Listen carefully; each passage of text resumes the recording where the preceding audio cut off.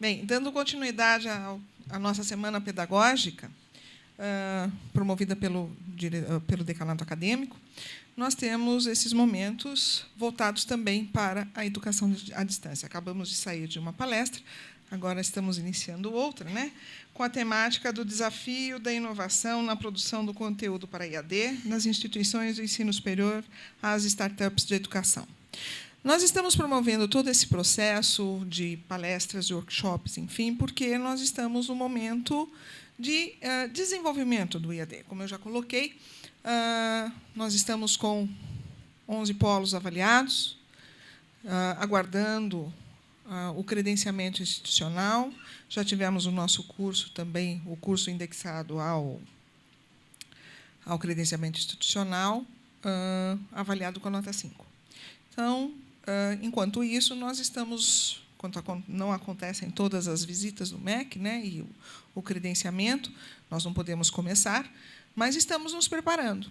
Então, nós já estamos com os conteúdos sendo preparados dos cursos de gestão de marketing, tecnológico superior de marketing, já estamos em andamento também com os recursos humanos, o gestão comercial, pedagogia e filosofia.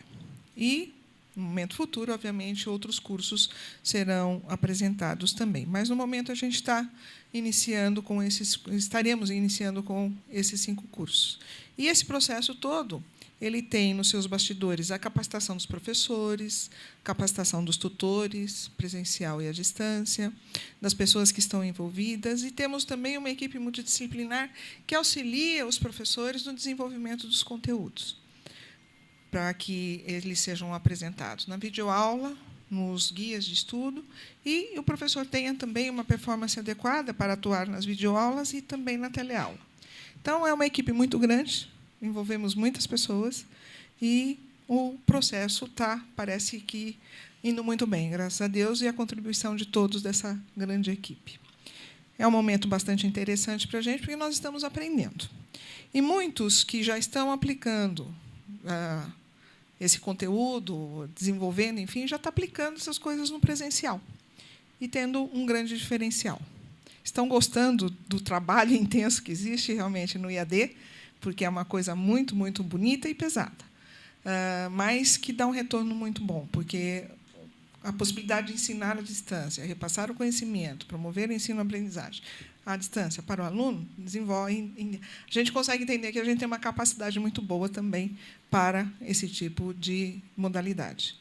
E podemos aplicar. Hoje, nós temos as metodologias ativas, a aula invertida, que são práticas que também podem ser utilizadas e devem ser utilizadas na educação à distância, mas também cabem muito bem no presencial. Então, nós estamos, como todos vocês sabem, estamos passando por um momento crucial na educação, né, onde toda essa tecnologia está sendo incorporada, o aluno tem outras situações, outra postura em sala de aula, e a gente tem que buscar recursos para que, realmente, esse ensino-aprendizagem, que ele possa estar saindo da universidade com um projeto de vida estabelecido e para poder atuar como profissional.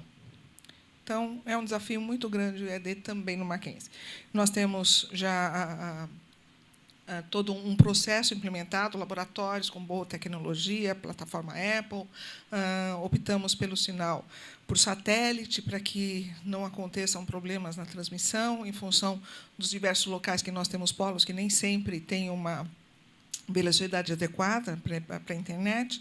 Então, estamos aí tentando adequar para que o processo chegue muito bem junto aos nossos polos parceiros. Bem, dando continuidade aqui, eu vou apresentar as nossas palestrantes, às quais eu agradeço já, primeiramente, a professora Solange também, que vai mediar.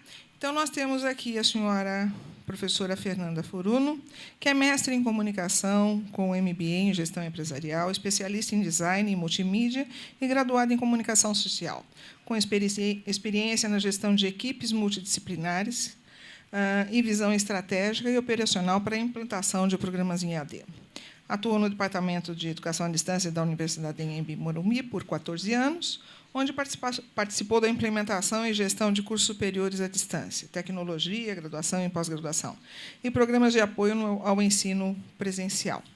Desde 2012, é gerente de educação à distância da UNG Digital, Universidade de Guarulhos, onde participa do processo de credenciamento institucional para IAD na universidade, incluindo autorização de cursos, credenciamento, polos, e é responsável pela operação e gestão dos programas à distância, com foco na oferta de disciplinas online para alunos dos cursos presenciais. É consultora educacional da Veduca, desde 2014, empresa brasileira focada no ensino superior online, por meio de videoaulas que conta com a curadoria de mais de 5.000 aulas das melhores instituições de ensino do Brasil e do mundo. 2 MBAs abertos, online, vários MOOCs e cursos de extensão. A professora doutora Nívia Mazeri de Moraes é mestra em Psicologia da Educação, especialista em mediação pedagógica, graduada em Pedagogia e Administração de Empresas, experiência de mais de 10 anos em gestão de equipes multidisciplinares para desenvolvimento de programas em AD. Atuação como tutora de programas de pós-graduação na PUC-Rio, IBMEC-Rio, UAB, e em programas de formação e professores do SENAC, São Paulo e Fundação Padre Anchieta. Contratada pelo SENAC em São Paulo desde 2005, atualmente coordena a equipe de produção de materiais de ensino superior, aproximadamente 60 pessoas, que desenvolveu, nos últimos 36 meses, aproximadamente, 250 disciplinas para o curso de graduação, pós-graduação e extensão universitária.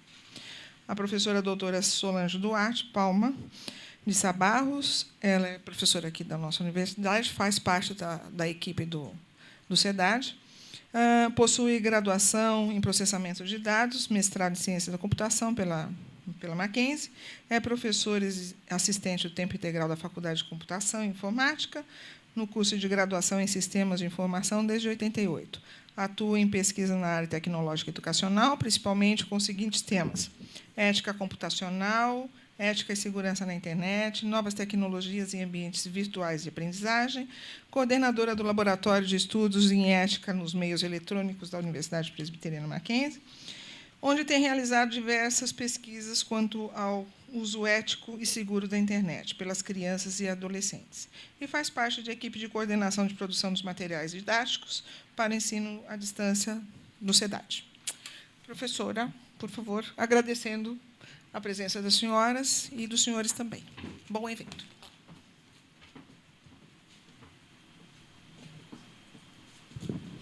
Boa tarde a todos. Agradeço a presença, por ter escolhido essa mesa temática, que eu acho que vai ser bastante interessante e rica, porque nós vamos fazer aqui um compartilhamento de saberes. Nesse momento, nós temos uma parceria com a UNG, com o SENAC, e é um momento de troca e de muito aprendizado para nós. Inclusive, como a professora Esmeralda falou, nós estamos começando, estamos aprendendo muita coisa em relação ao ensino à distância.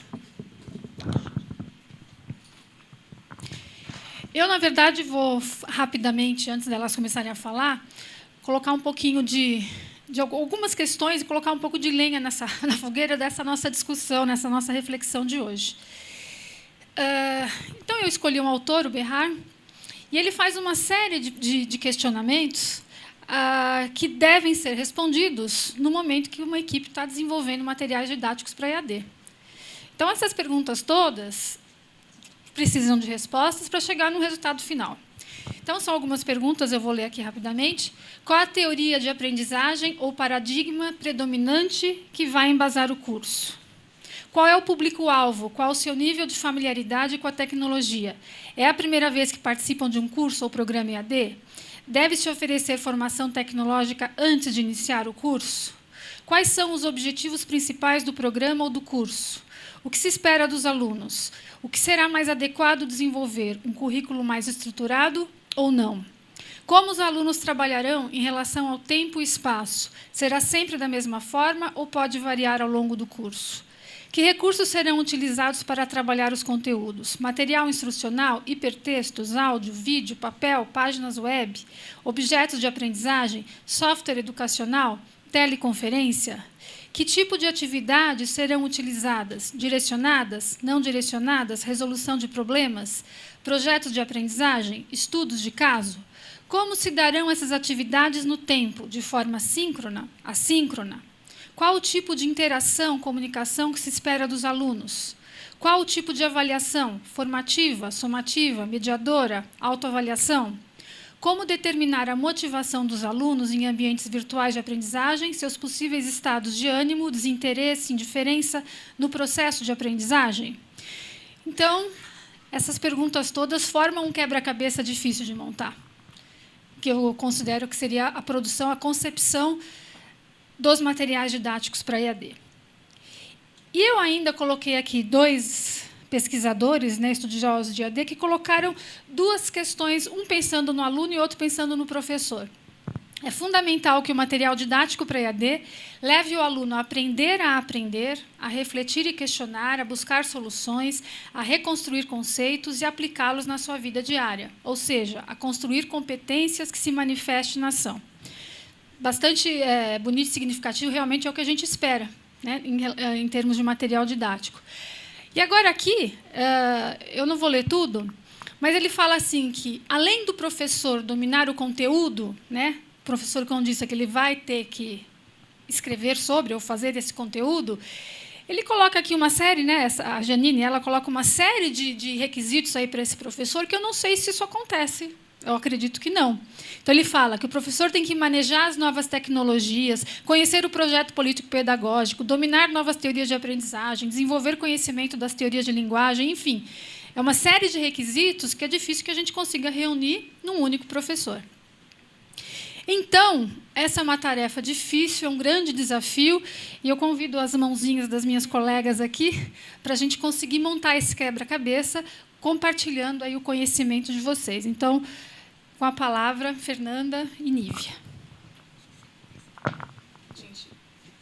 Onde vocês quiserem, eu viro para você.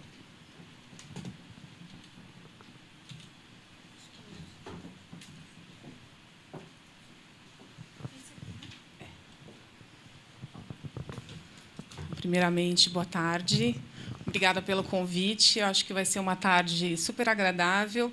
E, por incrível que pareça, aqui o começo da fala da Solange está super casando. Acho que a gente vai montar o quebra-cabeça ou criar outro quebra-cabeça. Porque a gente não se falou, mas tudo que ela traz aqui... Eu conversei com a Fernanda, a gente fez um bate-bola aqui antes de começar. Mas muito do que ela trouxe aqui das aspirações, do que ela espera falar, é muito do que a gente vai trazer também, do que a gente espera colocar algumas pedrinhas no caminho para ir traçando no final aqui da nossa conversa. Algumas coisas a gente tem pistas, pela experiência que a gente vem traçando. Para algumas, a gente tem sugestões, e para algumas, a gente não tem a menor ideia do que pode virar. Mas acho que a gente pode discutir, quem sabe, chegar a alguns momentos aqui para ter insights. Então, acho que eu vou contar rapidamente da minha trajetória. A professora Esmeralda já falou rapidamente, mas eu ocupo hoje no Senac a função de coordenadora de projetos. Nós temos lá um projeto grande e foi muito audacioso, que foi colocar no ar uma rede de educação à distância para ofertar cursos superiores totalmente à distância, num intervalo muito curto de tempo. Então, estou falando isso para corroborar um pouquinho aqui com as aspirações, com as dúvidas da professora Solange, porque a gente teve que responder aquelas perguntas em fração muito curta de tempo, e isso determinou muito do modelo que eu vou falar para vocês aqui, que eu tracei também algumas hipóteses. E a gente teve que responder muito rapidamente algumas dessas questões do projeto. Então, quem era esse público, para quem a gente ia ofertar, quais eram as aspirações desse público, que modelo de material a gente ia levar, que tipo de avaliação, tudo isso em 6 meses, praticamente, para uma oferta de 250 disciplinas que a gente fez em pouco mais de 3 anos. Então, são 60 pessoas, são uma equipe de 60 pessoas, e, por isso, a gente fez uma escolha, que foi uma escolha muito da metodologia e uma escolha do tipo de recurso que a gente escolheu para essa formatação de material. Então, assim, hoje, quem é esse professor? Quem é essa figura desse profissional que somos nós? É um professor? Ele sai dessa figura de ser só um mediador, orientador, tutor, como a gente queira chamar. Ele é um autor, acima de tudo. Mesmo na sala de aula, quando ele está lá na lousa eletrônica dele fazendo a autoria, que ele faz isso, por mais que a gente negue, a gente faz a autoria das nossas aulas no dia a dia. A gente se nega, às vezes. Não, eu não sou autor. A gente faz isso todo dia. A gente só não publica. Quando a gente vai para a educação à distância, a gente é um autor que publica. A gente tem uma ficha de crédito e a gente coloca isso no ambiente de acesso comum, de acesso aberto, remunerado, não remunerado, mas a gente tem o nosso nome estampado na lista de crédito.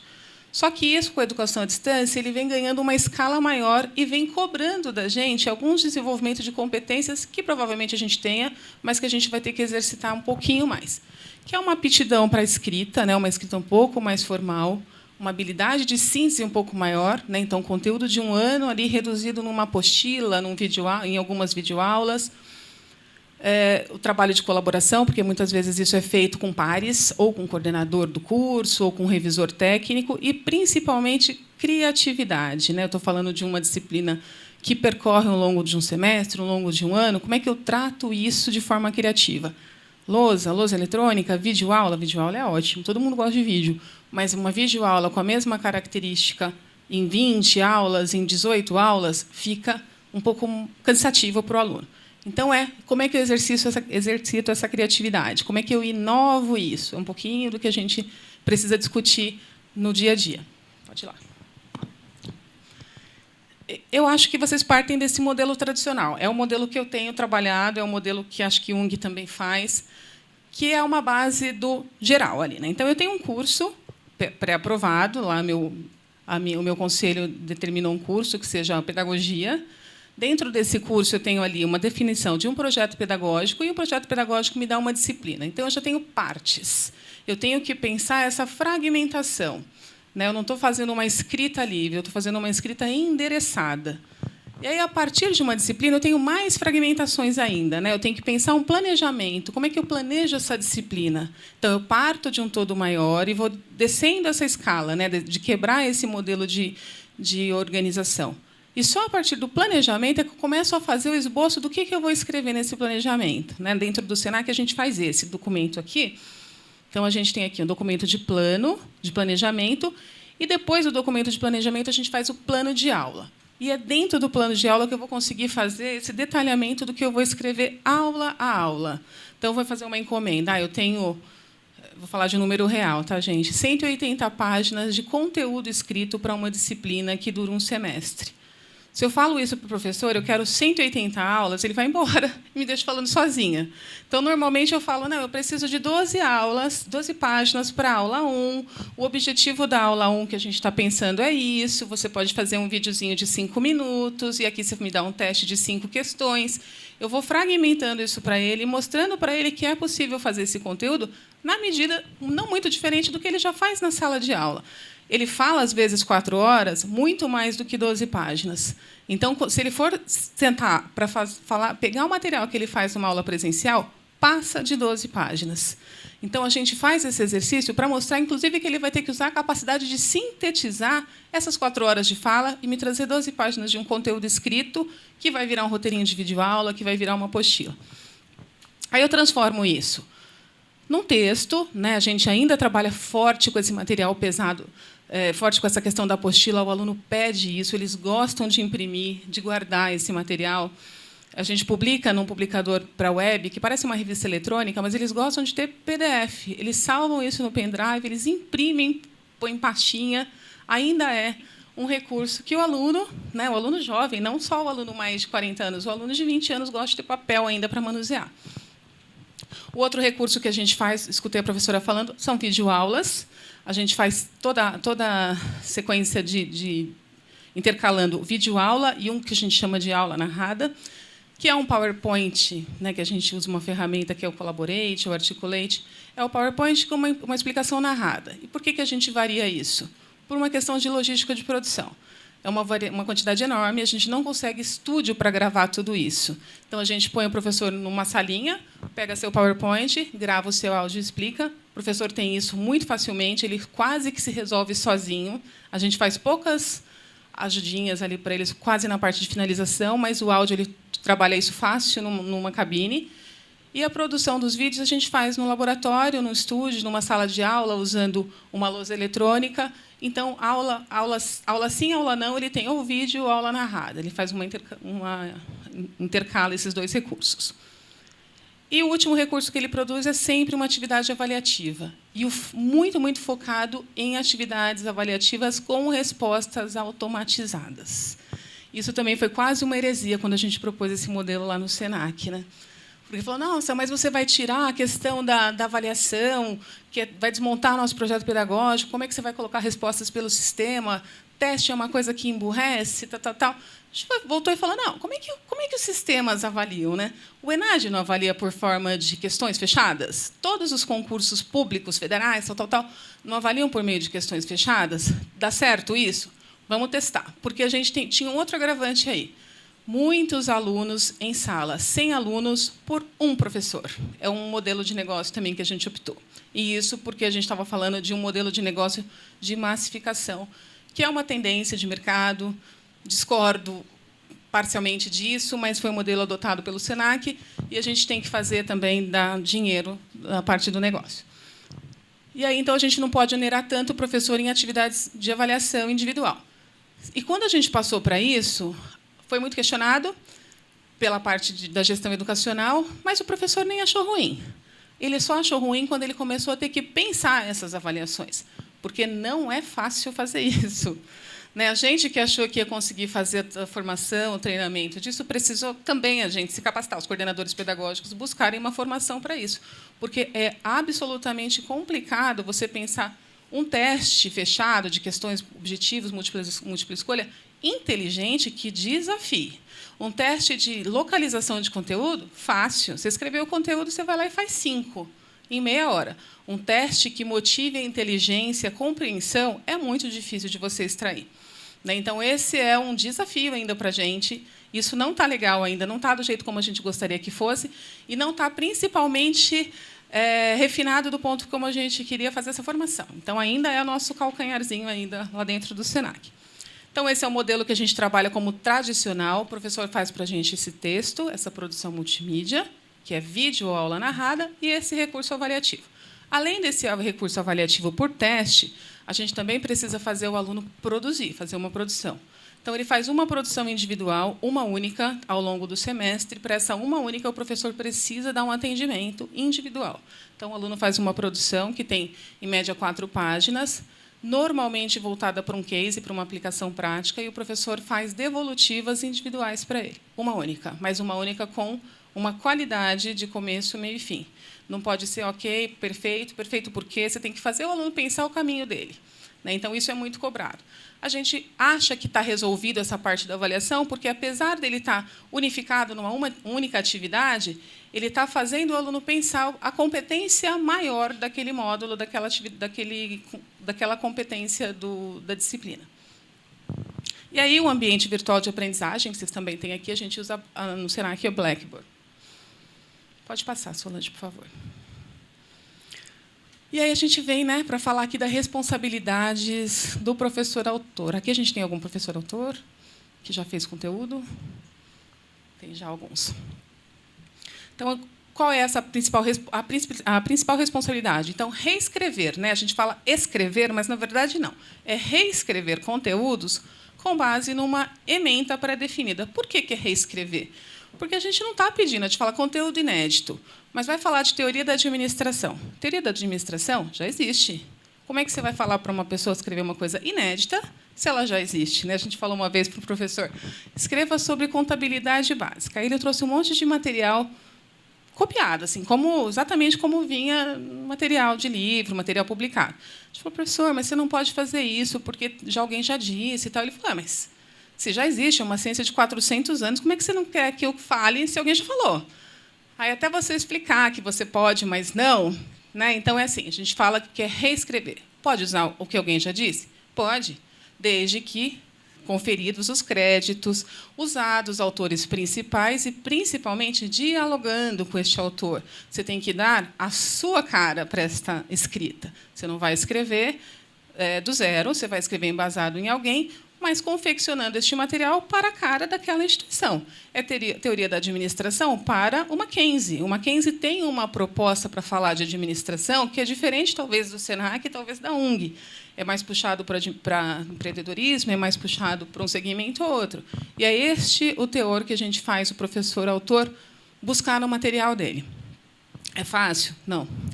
Não é, porque normalmente a gente tem aqui essa ementa pré-definida, que nem sempre é o professor quem participou da escrita dessa ementa. E, na bendita da ementa, tem os autores, referência. E ele tem que escrever a partir de autor que nem sempre é a origem da formação dele, nem sempre é o autor de quem ele concorda. No presencial, está aquilo ali no projeto pedagógico, você aceitou, né? A gente sabe que é assim, aceito isso no projeto, mas fechou a porta, esqueci daquele projeto pedagógico, faço minha aula como eu acho que tem que ser. Até posso falar, olha, o fulano fala assim, mas eu acho que não é só esse pensamento. No material escrito, isso fica muito mais evidente. Você pode fazer, obviamente, os contrapontos, mas você não pode derrubar a teoria que está escrita na ementa do projeto. Se aquele autor ali é tão fraco, ele não deveria estar escrito ali.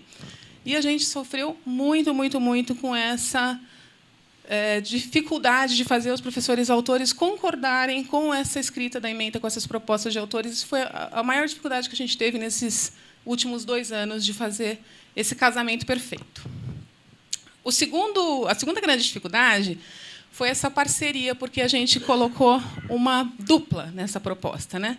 O professor escreve, a Fernanda foi uma das nossas validadoras, o professor escreve com um validador.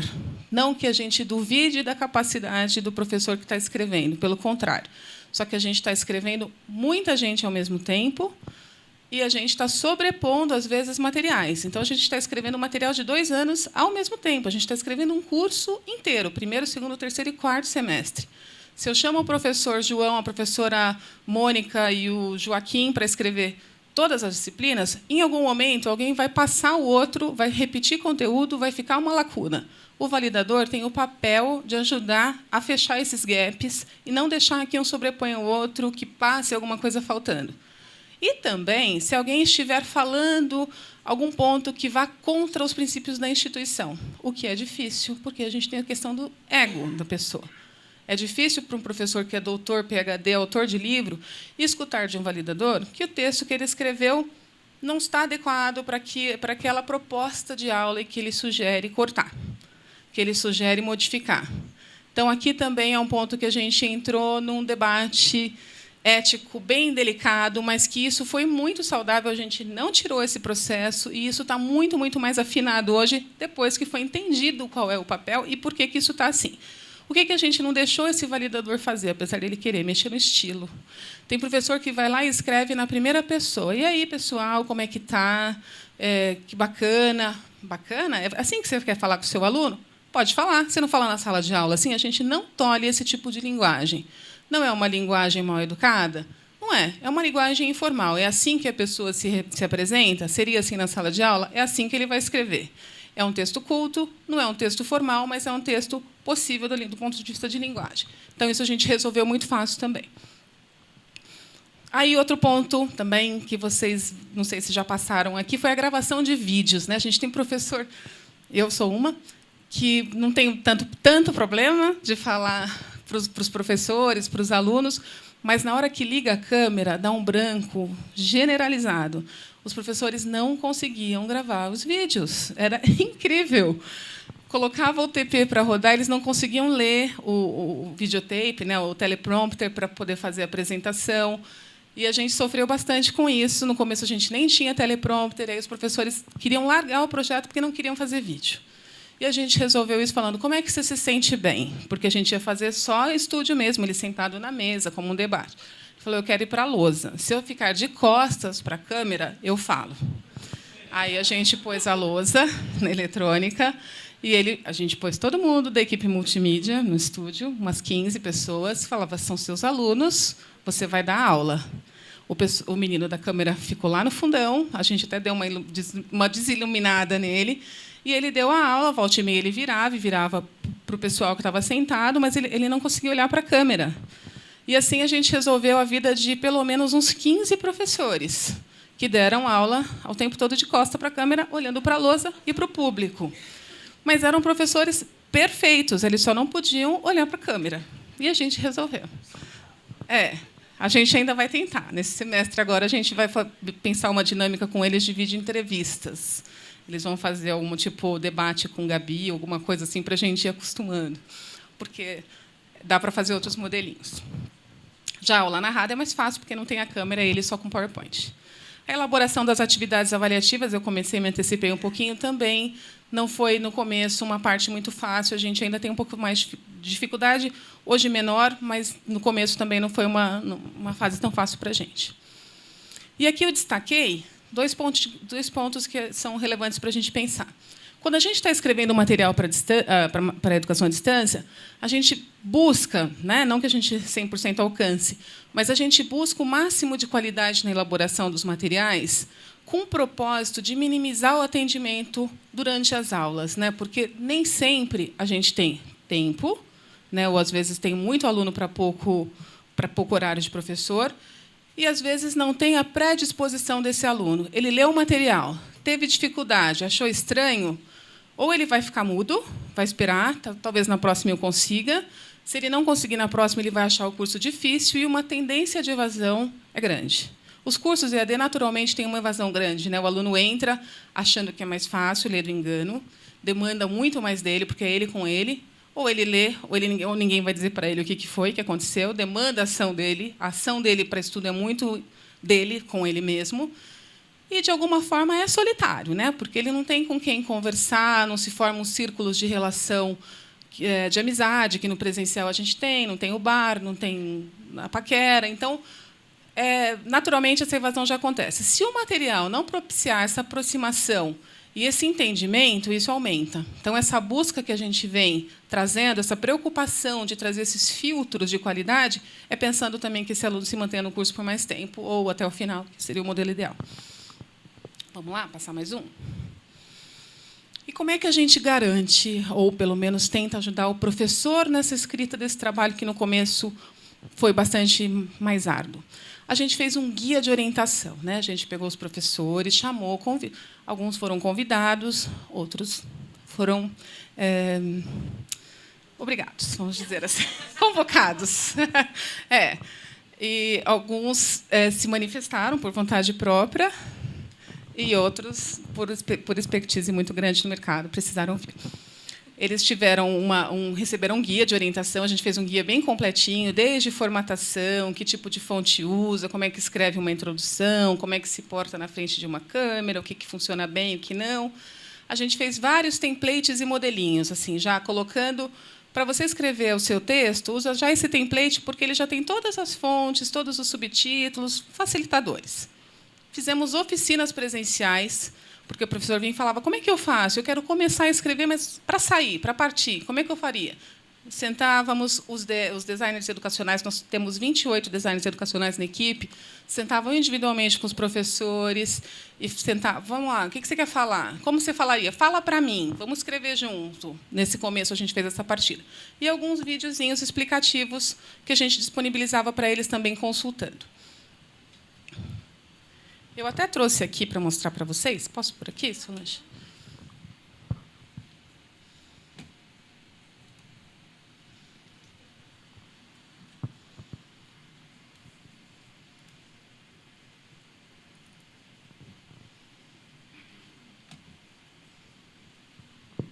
Então, esse é o guia de orientação que a gente fez. Orientações gerais para o desenvolvimento de conteúdo EAD.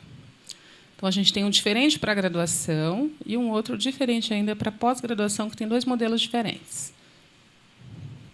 Então, uma apresentação, o contexto do que ele vai ver aqui.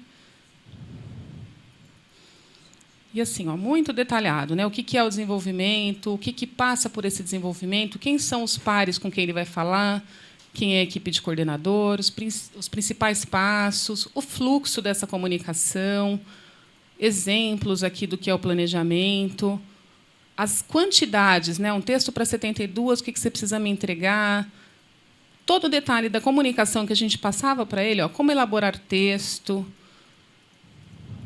o que é uma citação, isso por mais porque a gente entenda que seja óbvio, a gente mesmo assim colocou. O que é uma citação direta, o que é uma citação indireta, como é que eu faço um conteúdo, como é que eu faço uma introdução, enfim. O detalhe máximo que a gente conseguiu apanhar aqui do que a gente foi lembrando, as caixas de destaque para um texto, isso aqui para a produção do material que é a apostila. Como é que eu faço citação de citação, nota de rodapé, quando eu for inserir uma figura, como é que seria ideal colocar, quadros, tabelas. Que tipo de vídeo, quanto tempo o meu vídeo deveria durar, toda a instrução que ele deveria seguir. Aí a gente fez um videozinho, até para quebrar esse gelo com o professor, de como é que ele ia fazer, para que servia um vídeo, né? Será que tem áudio aqui somente?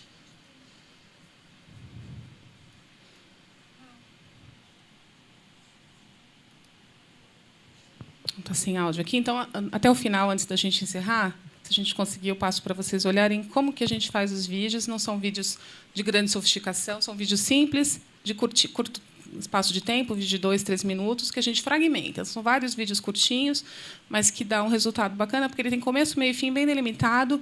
Para quem tem baixa banda ou internet de baixa velocidade, funciona bem também.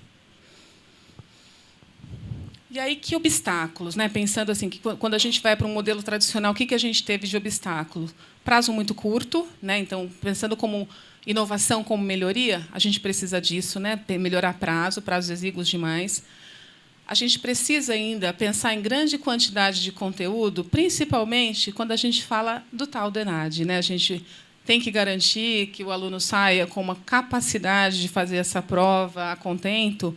Então, a gente falou de um número de 180 a 200 páginas para uma disciplina, que, a rigor, poderia até ser menor. Mas, quando a gente pensa que o exame precisa dar conta de algumas competências, a gente chegou à conclusão com os coordenadores que precisava desse número. A prevalência do modelo impresso, isso ainda é uma necessidade, né? Não é uma inovação, o modelo impresso ainda poderia ser melhorado, a gente poderia ter outros recursos, mas ele ainda é a predominância, porque a gente ainda tem altos custos de produção multimídia. As equipes ainda são caras. Para você ter uma equipe que faça simuladores ou produção de vídeo, não dá para a gente ter um material tão sofisticado do ponto de vista de multimídia como a gente gostaria. Principalmente, né, se você fizer a junção da quantidade, do prazo e de atualização. Tem curso que a gente precisa atualizar a cada rodada, né, a cada semestre ou a cada ano. E, se você fizer a conta, né, e todo tempo a gente faz essa análise de custo-benefício, atualizações desses materiais inviabilizam o modelo de negócios que a gente tem. Então, esses obstáculos a gente ainda precisa chegar numa equação. Por isso, o modelo impresso ainda impera forte. A gente coloca no modelo impresso tudo que é conteúdo mais que pode ser modificado mais rápido, e vai para o vídeo, vai para a aula narrada, aquele conteúdo que pode ser como se diz, permanente por mais tempo, que pode ser utilizado por mais tempo. Então, ele não tem data, ele não tem localizadores de lei, por exemplo. A gente evita colocar informações que tornem o conteúdo temporal, que perca essa temporalização. E aí, outro dado que eu queria trazer aqui para vocês, que a gente já fez uma localização, né? A gente já tem aí 2 anos de operação com esses cursos, e a gente já conseguiu fazer algumas pesquisas com esse nosso aluno. A gente tem hoje mais ou menos 8.000 alunos nesses cursos à distância. A gente já conseguiu falar com eles e levantar algumas informações, né? O que vocês esperam? Né? O que vocês querem dos cursos AD? E eles falam aulas mais dinâmicas. Esse dinamismo que a gente está falando dos recursos mais interativos, provavelmente porque a gente está falando de cursos de longa duração. Então, o aluno vem por um semestre, acha que está legal no modelo que está. No segundo, ele já está mais ou menos, já está ficando quase cansativo. No terceiro, ele está vendo o mesmo modelo. Então, quando ele pede mais dinamismo, ele está pedindo uma sofisticação desses recursos.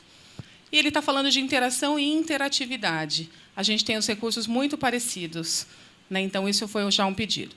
Que os ambientes virtuais sejam mais amistosos e que tenham mais comunidades sociais.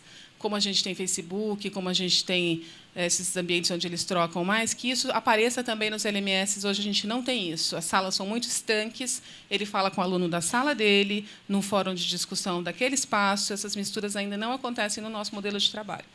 E, muitas vezes, eles querem uma coisa que A gente não pode atender que são simplificações, né? Que eu vim para a EAD, mas eu esperava que fosse mais fácil. Tem muito material para ler, o professor pede material, pede a minha entrega da atividade na mesma semana que o outro pede, eu não tenho tempo, se eu faço EAD exatamente porque não tenho tempo. E essas simplificações não acontecem. O fato de ser à distância não significa mais simples, mas ainda é uma fala do aluno, que é uma fala utópica, a gente sabe disso. E aí que é o tema, né, da nossa fala hoje aqui. Quando a gente fala de inovar, né, o que a gente está falando de inovação? É alto grau de sofisticação, né? Matrix é uma coisa super tecnológica? Não, não necessariamente, né? Pode ser uma introdução de uma novidade, uma renovação, que a gente tem que pensar pontualmente em quem é esse aluno, o que é essa inovação para ele. Uma inovação para um grupo de publicidade e propaganda pode ser uma coisa mais da comunicação, da linguagem. Para um grupo de pedagogia, pode ser alguma coisa mais ligada às teorias, que traga você mais para as atividades colaborativas e pensantes e investigativas. E para um grupo de tecnologia, pode ser alguma coisa mais sofisticada do ponto de comunicação, de recursos, de aplicativos. É pensar o que cabe renovar, né? Não é sair fazendo sem olhar para onde. O que a gente pode pensar rapidamente, né, sem modificar enormemente a estrutura, e que dá para fazer num curto espaço de tempo, que a gente já tem feito algumas inserções no nosso trabalho lá no SENAC? É deixar o professor com essa escrita mais livre, mais dialógica. Não precisa ser um livro que ele vai fazer. Ele não é exigido porque a gente não vai publicar esse material. Que a estrutura seja mais focada em atividades e interações do que ficar o tempo todo fazendo esse livro. Ele tem mais tempo para o aluno fazer essas interações com o professor, essas atividades de grupo, essas interações, do que ficar lendo todo esse material. Tem cursos que permitem isso. Então, é olhar para onde isso pode e fazer isso acontecer. Os tecnológicos permitem isso, as pós-graduações permitem isso. Não precisa deixar lá as 12 páginas por aula para ele. Foco na atuação social do grupo. Pós-graduação é o modelo perfeito para isso acontecer. A gente tem uma pós-graduação que é basicamente com recursos da web acontecendo. A gente tem produzido bem pouco. Recursos mais sofisticados, vídeos e simulações, quando for possível. A gente sabe que isso tem muito a ver com o modelo de gestão da organização. E uso de recursos abertos na rede. Tem muita coisa boa também. Nem sempre a gente precisa ir lá construir um vídeo novo, nem sempre a gente precisa ir lá construir uma animação. Você pode indicar o seu material. No seu material, você põe um link e deixa a pessoa ir lá abrir e usar o material que está na rede. Um monte de universidade está disponibilizando. Então, isso também é uma prática que a gente tem feito no SENAC. E por onde que a gente pode seguir? Acho que um pouco tentando responder isso. É pensar em trabalho de pares, isso é outra prática que a gente já tem feito. No começo, a gente trabalhou muito com autoria individual. Era o professor e ele mesmo fazendo o material dele. Agora, a gente já tem percebido que, às vezes, duplas de autores funcionam melhor. Os professores interagem entre eles, discutem, têm ideias. Um conhece um conteúdo de uma área, o outro conhece mais de linguagem, aí combina as duas competências. A equipe multidisciplinar, porque, às vezes, o professor é um excelente especialista, mas ele não conhece muito bem de linguagem para a web. Então, esse designer educacional e design de multimídia que vocês têm aqui, essa equipe, ajudam a fazer essa composição. O professor vem com conteúdo, que é o que ele sabe escrever. O melhor dele é a parte conceitual. E o resto, que é o formato, essa equipe multidisciplinar dá conta de fazer.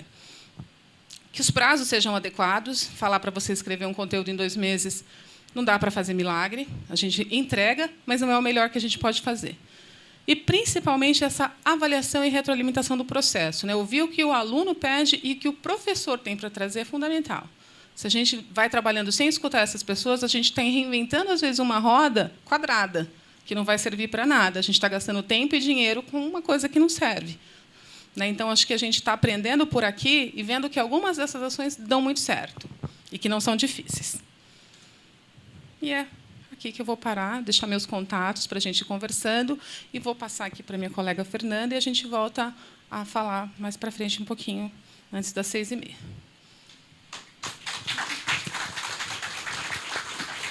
Obrigada, Nívia. Se vocês tiverem alguma pergunta, eu peço que vocês anotem, aí no final a gente vai discutir um pouquinho. Fernanda, nós estamos aguardando o técnico para ver o som, ele vai vir? É melhor. Tá bom. Tá bom.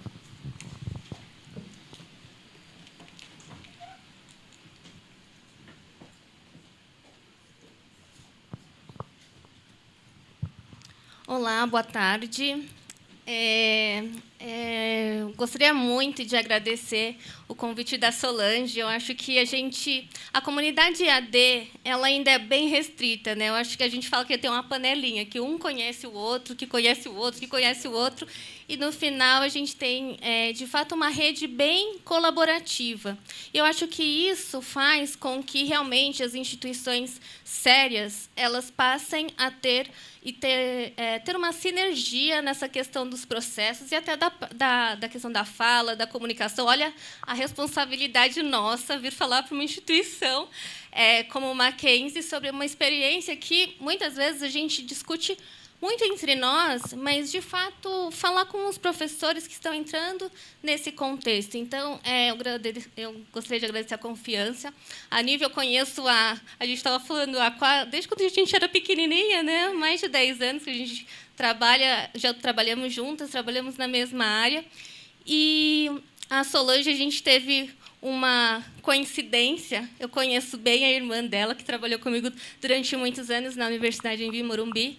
E eu fico muito feliz de ver professores que eu conheço, que já tive o prazer de trabalhar também na outra instituição aqui conosco.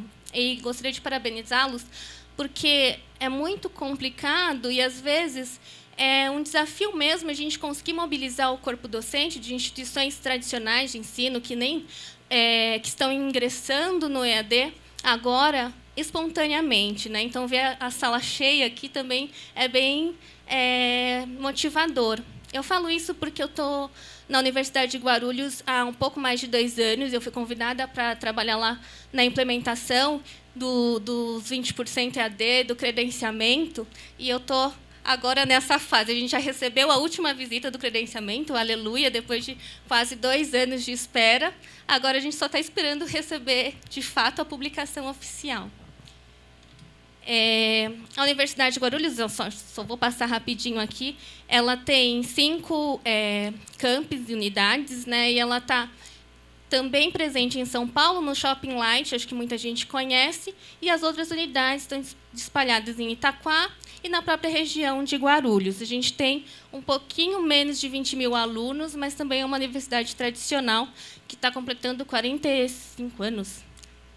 Depois eu vou ver, o logo já está com a idade dela, mas é uma jovem senhora, como a nossa reitora, a professora Luciane, gosta de falar. E o nosso desafio maior, o meu, quando eu entrei na universidade, era, de fato, trabalhar com a institucionalização do EAD na universidade, mobilizando tanto os alunos quanto os professores. Então, quando eu cheguei, em 2012, a gente já tinha mais ou menos umas 5 mil matrículas nos programas dos 20% EAD. E agora, no último semestre, a gente já fechou com mais de 20 mil matrículas. Então, esse crescimento foi muito rápido e a gente teve que, de fato, trabalhar nessa institucionalização, a mobilização, o envolvimento com os docentes. A gente já tem praticamente uma centena de professores trabalhando conosco e nós tivemos que formá-los, mobilizá-los, conscientizá-los, e a gente vê na carinha deles acho que eles estavam esperando por aquilo, né? Eu acho muito legal quando a gente consegue despertar e potencializar algumas coisas que estavam, às vezes, adormecidas ou por conta da falta de oportunidade. Então, todos aqueles que quiseram ingressar no EAD conosco vieram e fazem parte do nosso time. A cada semestre, a gente vem crescendo esse número de docentes e eu acho que isso é uma satisfação para a gente que trabalha com EAD, ver, de fato, essa mobilização da instituição, né? Então, acho que está acontecendo aqui no Mackenzie. Eu acho que vocês já estão bem envolvidos nesse processo. Aqui, precisaria do áudio. Já? Então tá bom. Então, vamos lá. Alguém conhece a parábola das moscas? É meio nojenta essa imagem, gente, mas eu vou deixar ela um pouquinho lá. Quality Training de México presenta Quality Training Podcast. 4 minutos de ideas, reflexiones, comentarios e historias del mundo empresario y profesional. Eu só achei numa qualidade que eu queria mostrar adequada em espanhol. Espero que não tenha nenhum problema. Ele fala inteligivelmente, tá bom, gente? Hablo de una historia o parábola de una mosca. Me piden al finalizar la conferencia o en los coffee breaks si les puedo acercar esa historia o mandárselas por email, y hoy se nos ocurrió mandárselas contada por este medio. Dice que cierta vez 2 moscas caen en un vaso con leche. La primera era fuerte y valiente, así que después de caer, inmediatamente nadó hasta el borde del vaso, y como la superficie era muy lisa y sus alas estaban mojadas, no consiguió escapar. Creyendo que no había salida, la mosca se desanimó, paró de mover las alas y se fue al fondo. La compañera de infortunio, a pesar de no ser tan fuerte y tan tenaz, por esa misma razón continuó luchando, y de tanta agitación, la leche que estaba alrededor formó un pequeño nódulo de manteca al cual se subió, y desde allí consiguió levantar vuelo para fuera del vaso. Tiempo después, la mosca tenaz, por descuido, nuevamente se cae en un vaso, y esta vez lleno de agua. Como pensó que ya conocía la solución del problema, comenzó otra vez a batir las alas rápidamente en la esperanza que con el tiempo se salvase la vida. Otra mosca que pasaba por ahí, viendo la aflicción y el problema de la compañera de especie, se puso en el bordecito del vaso y le gritó: «Hay un sorbete allí, nadie hasta él y suba». La mosca tenaz le respondió: «Deje conmigo que yo voy a resolver el problema». Y continuó batiendo sus alas y, por último, exhausta, se ahogó. Esto muestra que soluciones del pasado en contextos diferentes se pueden transformar en problemas. Si la situación se modificó, trate usted de cambiar. ¿Cuántos de nosotros, basados en experiencias anteriores, dejamos de observar los cambios que ocurren alrededor y seguimos luchando inútilmente hasta ahogarnos en nuestra propia falta de visión? Creamos una confianza equivocada y perdemos la oportunidad de repensar las experiencias. Nos quedamos presos a viejos hábitos que nunca nos van a llevar al éxito, y perdemos la oportunidad de evolucionar.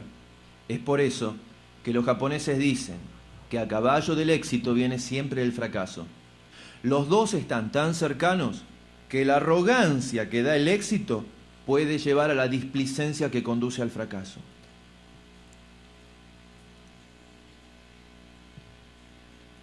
Essa história é um pouco impactante, né? Eu acho que, de fato, eu não quero relacionar a mosca com nada, gente. Eu quero relacionar a mosca com a mudança e do contexto mesmo educacional que a gente está vivendo, né? Então, se a gente for comparar o mercado do ensino superior com outros tipos de mercado, a gente vê que a gente está muito atrasado, né? Ninguém tem um relacionamento com o banco como a gente tinha há 20 anos atrás, mas muitas coisas acontecem no setor educacional como há 20 anos atrás, né? Então, cada instituição também tem as suas particularidades, cada pessoa tem a sua particularidade, cada momento tem a sua particularidade. Então, o que a gente fala?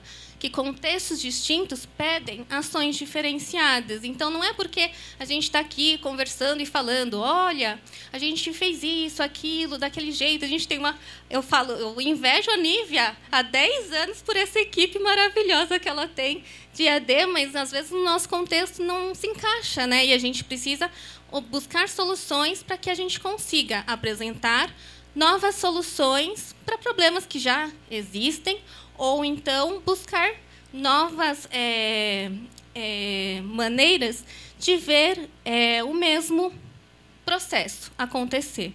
Então, não sei se vocês conhecem essa pesquisa do Orzum Report, que ele faz estudos sobre tendências educacionais. Ele traz pesquisas desde do ensino fundamental e tem um relatório também para o ensino superior. E aí eu selecionei algumas tendências, eu acho que está meio ilegível lá, eu vou ler um pouquinho, que fala quais são as tendências, né? Integração do aprendizado online, híbrido e colaborativo, mudança de alunos consumidores para alunos criadores, a evolução do aprendizado online e os desafios significativos para a adoção da tecnologia no ensino superior, fluência digital do corpo docente, a competição de novos modelos de educação, o desenvolvimento de inovações pedagógicas e mantendo a educação relevante. Se a gente for observar, isso está muito em convergência com o que a gente tem conversado e essas poucas falas que a gente teve até agora. E todo mundo está preocupado com isso, porque a gente realmente está dentro desse contexto, né? Então, qual que é o convite que a gente faz para os professores ou para isso independente da área?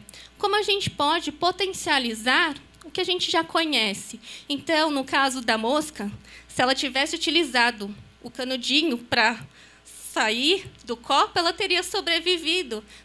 O canudinho não é só feito para o ser humano tomar água, seria para salvar a vida dela. Então, cada um de nós temos recursos que podem, de fato, fazer diferença, né? Então, a gente precisa só identificar e potencializar isso. Planejar. A Nívia, ela falou do planejamento, explicou como é o planejamento do SENAC. E a gente tem que planejar tudo. Eu acho que o professor, ele já começa a vida dele planejando. E hoje eu estava conversando com a Nívia, eu falei, gente, eu nunca poderia ser uma professora. Eu trabalho com educação há praticamente 20 anos. Sempre trabalhei com professores, com coordenadores, mas eu falo, gente, eu não tenho vocação para dar aula. Essa apresentação, até estava brincando com as meninas, eu demorei umas 10 horas para fazer. Sério, eu cheguei, hoje de madrugada, mandei até para a Nívia. 4h30 da manhã eu mandei para ela, porque eu sempre ficava olhando, aí falava, não, tem que mudar alguma coisa, aí tem que voltar, aí tem que mudar outra coisa. Mas, de fato, eu acho que vocês fazem isso muito bem, né? Você já tem a prática de planejar e você fica preocupado com o que o outro vai receber, né? Na verdade, você faz a apresentação, não faz a apresentação para mim, né? Eu faço a apresentação para vocês. Eu acho que tudo isso envolve a organização, as estratégias, a análise, fazer o script, o envolvimento dos recursos, como que vai ser essa interação. Eu acho que isso vocês fazem o tempo todo. A gente faz não só para a sala de aula, mas para uma reunião, para um encontro. Você se planeja. E, às vezes, inconscientemente mesmo, né? Então, no EAD, isso, de fato, está lá, apresentado em infográficos, né? Então, hoje se a gente fizer uma busca na internet, a gente recebe uma enxurrada de informações que tem um monte de tipo de planejamentos. Então, eu acho que isso é o essencial para você tentar planejar e entender um pouquinho como esses alunos aprendem. Preciso da minha cola.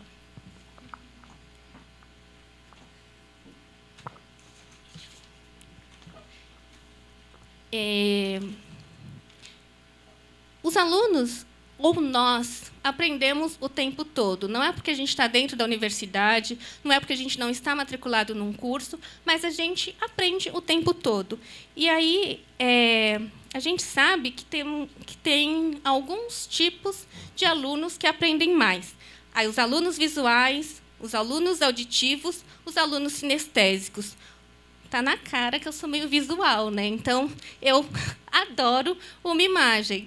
Alguns são mais auditivos, ou seja, aqueles que gostam de prestar atenção, fazem milhões de anotações, são todos sistemáticos. E outros que gostam de colocar a mão na massa, né? Os sinestésicos que vão lá e querem, de fato, fazer o negócio funcionar e aprender.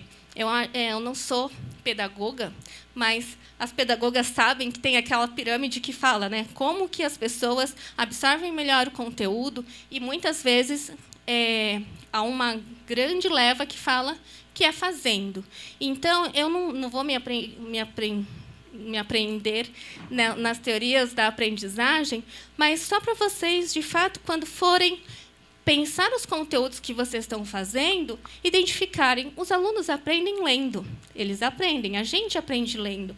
Os estudos mais recentes dizem que, com a questão dos smartphones, dos tablets, muita gente tem lido mais. Se bem ou mal, tem lido mais, né? Então, a gente tem mais acesso à informação. E quando você for preparar o material disponível para o professor, a leitura, quais são os pontos importantes que vocês têm que notar? A questão de respeitar os direitos autorais, cuidado com plágio e pirataria, trabalhar com os textos dialógicos, ter objetividade, relacionar teoria à prática, manter a sua identidade, formatação e diagramação, eu acho que isso também é super importante, e sempre manter o texto de forma que ele motive e promova a reflexão. Isso aqui não está num processo bonitinho, como a Nívia mostrou, mas, de fato, isso está no cerne do processo de elaboração de qualquer conteúdo, né? Então, se vocês forem relacionar e pensar o que, de fato, precisa conter nesse texto, esses são pontos importantes. E isso independe, pode ser nos artigos, nas apostilas impressas ou eletrônicas, nos tutoriais, nas apresentações que vocês realizam, nos infográficos que vocês elaboram, livros que publicam, ou até mesmo em textos de blogs. Então, tudo isso, todo o material que vocês produzem, precisam ter esse tipo de preocupação. Os alunos aprendem ouvindo. E como que você pode, de fato, estimular isso? Também respeitando a questão dos direitos autorais, plágio. Então, muita gente, eu vejo que montam os podcasts, mas pegam as músicas dos cantores famosos e colocam no fundo. Todo esse cuidado é super importante a gente ter. A linguagem clara, a fala amigável, carisma, objetividade, um conteúdo de impacto, a sua identidade, a qualidade daquele podcast. Você tem que envolver a motivação, promover a reflexão e fidelizar quem te escuta. Então, quem escutar o material que vocês produziram, ele vai querer escutar o próximo e o próximo. Então, quando vocês forem planejar fazer qualquer podcast, e podem ser de conteúdos específicos, lá na universidade a gente utilizou podcasts para chamar os alunos a participarem do fórum de discussão. Então, o professor mandava umas mensagens subliminares que iam estimulando ele. A gente mandava por e-mail para os alunos. Então, o aluno ficava curioso, clicava lá e participava do fórum. Podem ser entrevistas, depoimentos, cases, notícias. Eu nunca poderia gravar um podcast, porque essa minha voz de 5 anos de idade aqui não ia convencer muita gente. Mas eu acredito que muitos professores têm voz de locutor, né? Então, eles podem, de fato, potencializar isso. Muita gente aprende assistindo, e a gente vê a quantidade maior de pessoas fidelizadas a essas séries. Então, quando você entra numa roda de discussão, um fala, ai, você está assistindo série X, a série Y, série não sei o quê. Ficam trocando isso. Por quê? Também com pontos importantes, logicamente, respeitando direitos autorais. Isso eu coloco sempre na primeira linha, porque, de fato, é um fator muito relevante. Porque hoje, com a proliferação de materiais disponíveis na rede, muitas vezes está na rede, mas a gente não tem a propriedade daquilo, né? Então, se a gente se apropria sem essa preocupação, muitas vezes a gente corre sérios problemas. Quando você for gravar uma videoaula, se preocupar com roteiro, linguagem clara, fala amigável, carisma, objetividade, a dinâmica. Então, você não pode fazer um vídeo de 1 hora, numa vozinha bem pausadinha, e ficar sempre naquele ritmo, né? Tem que ter conteúdo de impacto, ser contextualizado com a matéria ou a disciplina, fazer sentido, de fato, para o aluno aquilo, ter uma continuidade. Então, às vezes, um professor vai gravar uma videoaula, ele começa falando uma coisa e, de repente, fala de uma outra coisa que não tem nada a ver. E, no vídeo, você pode voltar 15.000 vezes e ver que, de fato, aquilo não aconteceu. Então, por isso, o roteiro é super importante e a continuidade desse processo. Manter a identidade. Então, não adianta... Eu até brinco, tenho uma coordenadora que gravou alguns vídeos com a gente, e ela, em sala de aula, ela era super descontraída, usava um óculos super estiloso. Aí, quando ela foi gravar com a gente, ela chegou lá toda social, não sei o quê, sem o óculos. Eu falei, cadê a professora que eu conheço? De fato, você precisa manter a identidade, né? Não precisa ser uma outra pessoa que vai para frente das câmeras. A qualidade... Isso é um pouco dúbio, porque depende um pouquinho do objetivo daquele vídeo que você vai produzir. Porque, se for um vídeo para dar um recadinho só, se for um vídeo que você vai utilizar uma só vez, você pode gravar na sua webcam e mandar para os seus alunos como um estímulo. Você não precisa de uma produção gigantesca, um estúdio muito elaborado. Então, depende muito do contexto. E a questão da audiência. Então, um vídeo chato, o aluno, muitas vezes, não vai voltar na segunda aula para ver o mesmo vídeo. Então, é importante que, de fato, isso seja muito bem pensado. Então, as videoaulas, como a Nívia até falou, não precisam ser aquele formato do professor dando aula, né?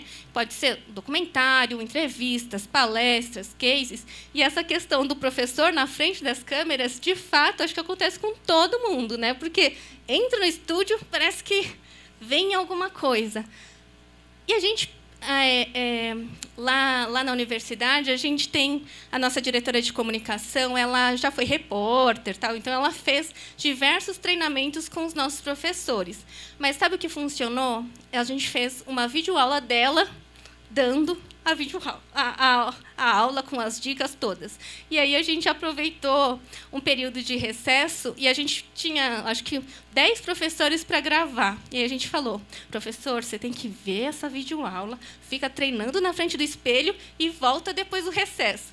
E aí todos se deram super bem. Então, nem adiantava o presencial lá, porque às vezes a gente fazia N treinamentos, várias oficinas, o professor ia para frente, não acontecia nada. Então, a gente falou, leva a videoaula, assiste, treina e volta. E eles voltavam super bem. Então, são algumas técnicas que eu acho que cada instituição acaba adotando.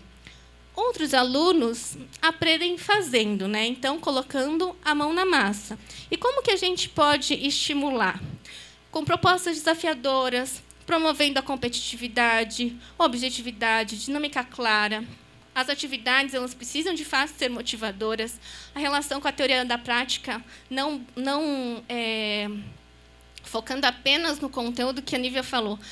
Fazer uma atividade que é muito conteudista é mais fácil, né? Então, você pergunta, o que é isso, o que é aquilo, o que é aquilo?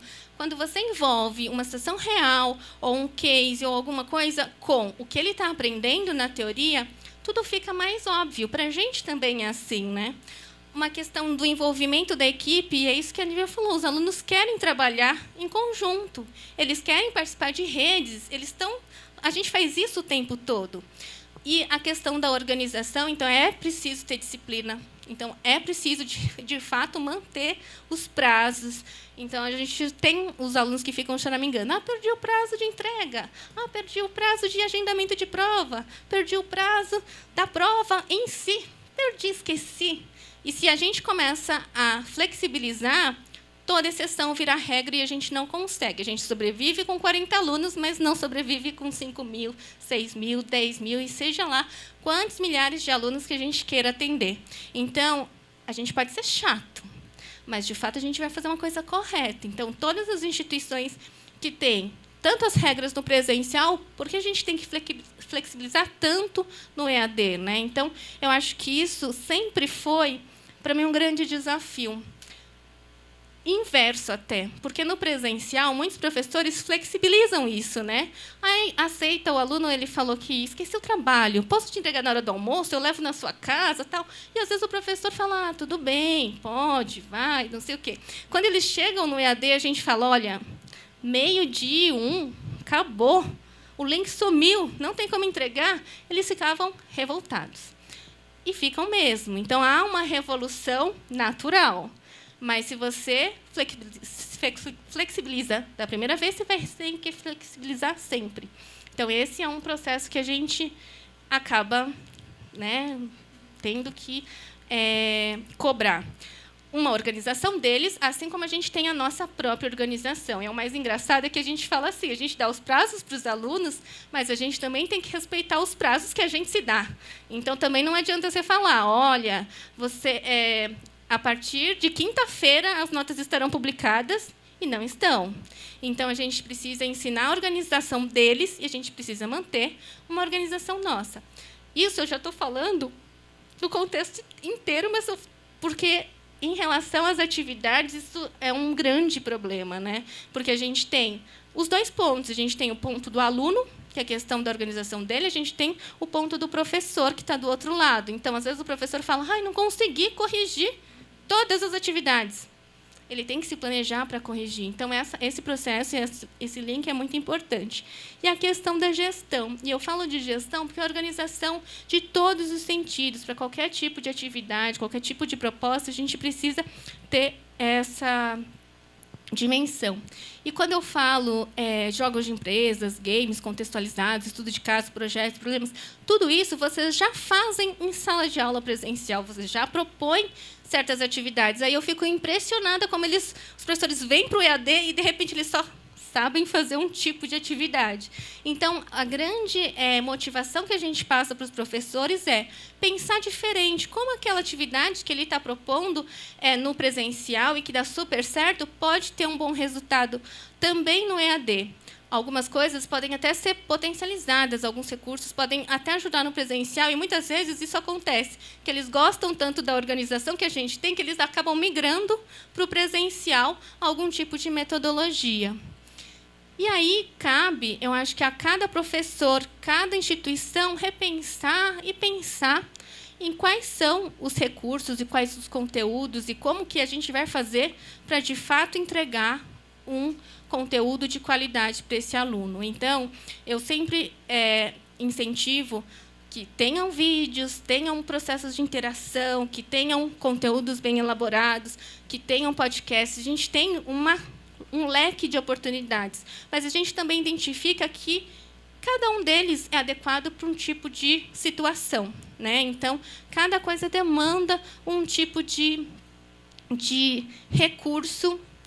E, hoje, se a gente for pensar, o ensino formal dentro das universidades e o ensino não formal, que estão nas startups, que estão na biblioteca, nos teatros, por que as pessoas vão atrás de estudar?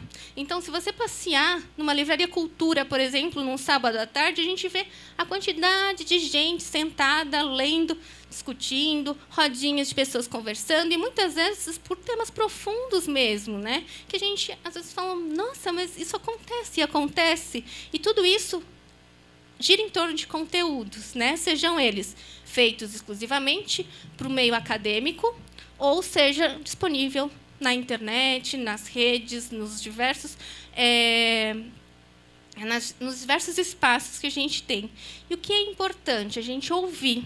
Então, sejam eles dentro das instituições ou fora, a gente precisa ver como o mercado está se comportando, ver como que os alunos estão se comportando e, muitas vezes, ver o que eles estão, de fato, se engajando mais.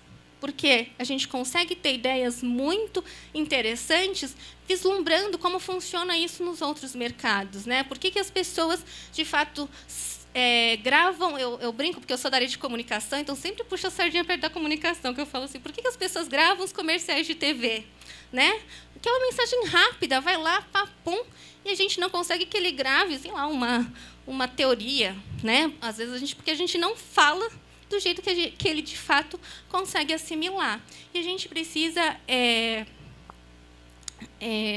ter uma organização, porque eu brinco que eu passei por um ano saindo da caixa, porque desde março do ano passado eu sou consultora no Veduca, que é uma startup de educação focada em videoaulas, mas com foco no ensino superior.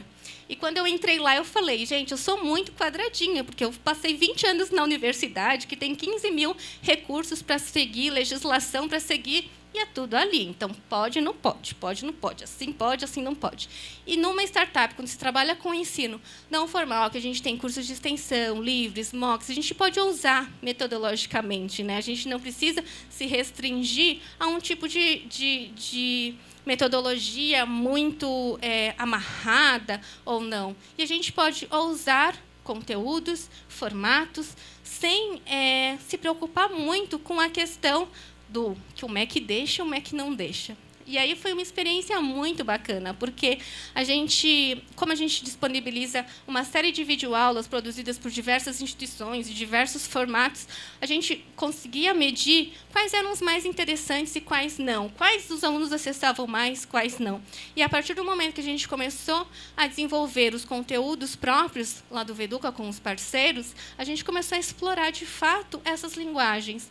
E isso acontece muito rápido em startups. Isso eu falo do mercado de educação, que realmente precisa correr, tanto para acompanhar a evolução dos conteúdos dos mercados competitivos, quanto dos mercados corporativos. E eu brinco muito, porque eu tenho muito ciúme das empresas também, porque eles têm uma verba de treinamento muito maior que a gente tem, às vezes, na nossa área de AD, investem em plataforma como nunca. Então, eles têm todos aqueles controles de desempenho, de aprendizagem, de competência, daquilo outro, e, às vezes, a gente fica, né, maquinando. Então, esse sair da caixa, eles vislumbrar como o processo de educação, o processo de ensino tem acontecido, como a gente aprende assistindo TV, como a gente aprende assistindo rádio, ou ouvindo rádio, como a gente aprende lendo revistas, assistindo depoimentos, tudo isso a gente precisa, de fato, trazer um pouquinho para o nosso contexto, né?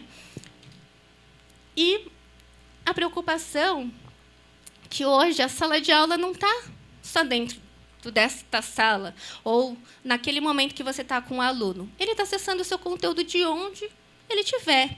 Então, você disponibilizou na rede, vocês têm o Moodle aqui, mesmo com antes da oferta do 100% EAD, os professores já utilizam como apoio ao presencial. Todo recurso que você coloca lá, disponibiliza para o aluno, ele acessa em todo lugar. Então, o compromisso que você tem com ele é muito grande, né, com você e o conteúdo.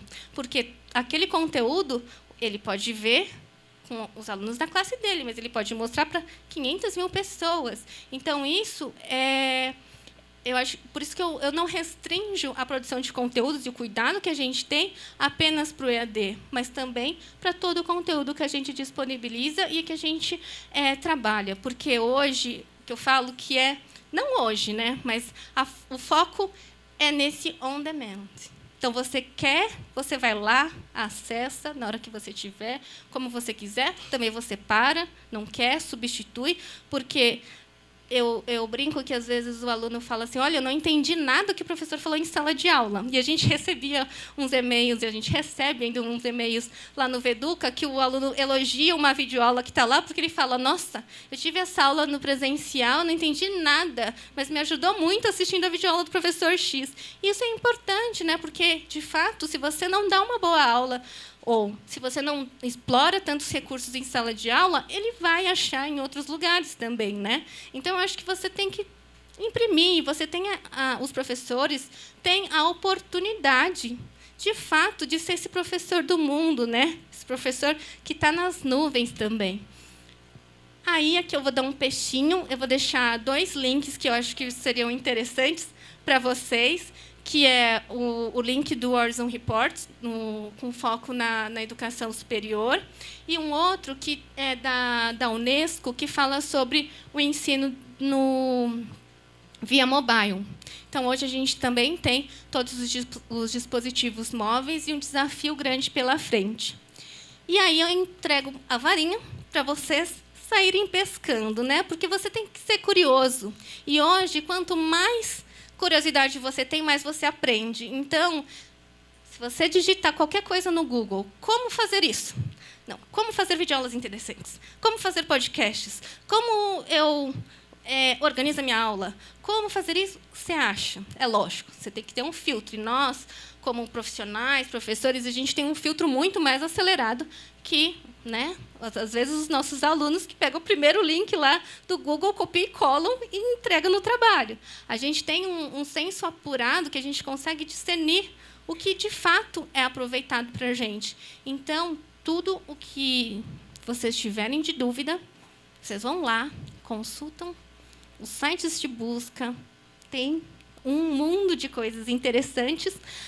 Eu agradeço, mas também, se vocês quiserem me consultar, vocês também podem me mandar um e-mail, eu mando informações. Eu acho que é a nossa responsabilidade, quando a gente trabalha com educação, de fato, é motivar mais pessoas a fazerem diferente, né? Ensinarem diferente, é o que a gente busca. Eu busco o tempo todo, senão eu não estaria, acho que há 20 anos trabalhando com EAD, porque todo mundo que fica fazendo o que fica fazendo o tempo todo está lá, né? Eu acho que a gente tem que buscar novas perspectivas, e eu acho que o mais importante, a gente tem que ser feliz fazendo aquilo. Então, é muito engraçado, tá? Quando a gente fala, às vezes a gente obriga o professor a fazer, mas eu sempre tenho um jeitinho de falar. Eu falo, professor, você vai ver, você vai fazer esse curso, e depois você vai fazer muito melhor que você já faz. Tá? E aí, eles vão, aos pouquinhos, eles vão sendo conquistados. Então, eu gostaria muito de agradecer. Peço desculpas se a minha didática não é muito boa, porque, de fato, eu não sou professora, mas eu adoro, porque eu convivo com professores há milhões de anos, e isso é a melhor gratificação, porque eu aprendo mais a cada dia. Muito obrigada.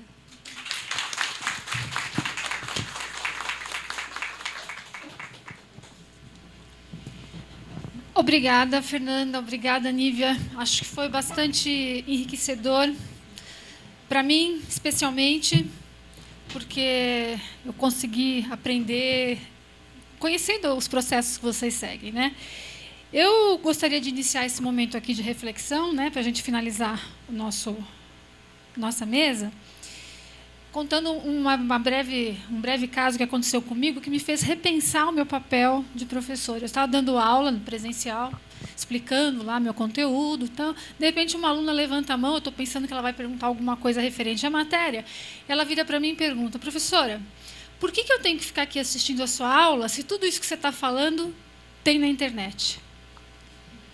Eu, sinceramente, eu não tinha ali uma resposta para dar para ela. Eu fiquei meio assustada com a pergunta. Mas, até hoje, cada vez que eu lembro isso que ela me falou, eu vejo que um conteúdo é mais um conteúdo. Aquilo que o professor está escrevendo é simplesmente mais um conteúdo.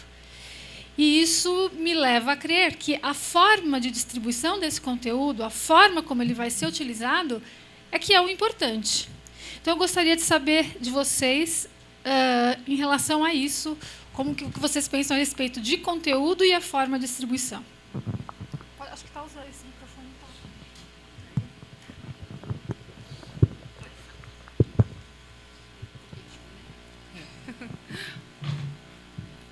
A comissão parlamentar aqui, né? A gente vai dar um esclarecimento. Então, Solange, essa sua fala é uma coisa que também tem feito a gente pensar. O ano passado, eu participei do Educa Berlim, de um congresso de educação em Berlim, e eu voltei de lá com uma visão totalmente diferente do que a gente tem feito hoje aqui no Brasil, especialmente lá no SENAC. Eu ainda não consegui convencer os meus gestores disso, mas eu acho que esse é o caminho que a gente vai ter, que eles têm feito muito isso nas universidades europeias, que tem a ver com conteúdo, né? Então, conteúdo é o mesmo. O que a gente tem feito é reescrever conteúdo. Então, se hoje eu peço para ler o livro do Pearson, ou se eu peço para Solange reescrever a partir do livro do Pearson, eu estou duplicando um trabalho grande que eu poderia estar pedindo para ela fazer uma atividade, pensar um case, pensar uma proposta de intervenção a partir desse conteúdo que faça o aluno aplicar, né? Então, a minha proposta para o SENAC foi de vamos pensar o conteúdo, vamos comprar da Pearson os livros e vamos usar o professor não mais para ser autor, vamos pensar a proposta desse autor, desse tutor, com atividades do que é ser professor, né? De pensar atividades de intervenção a partir desse conteúdo.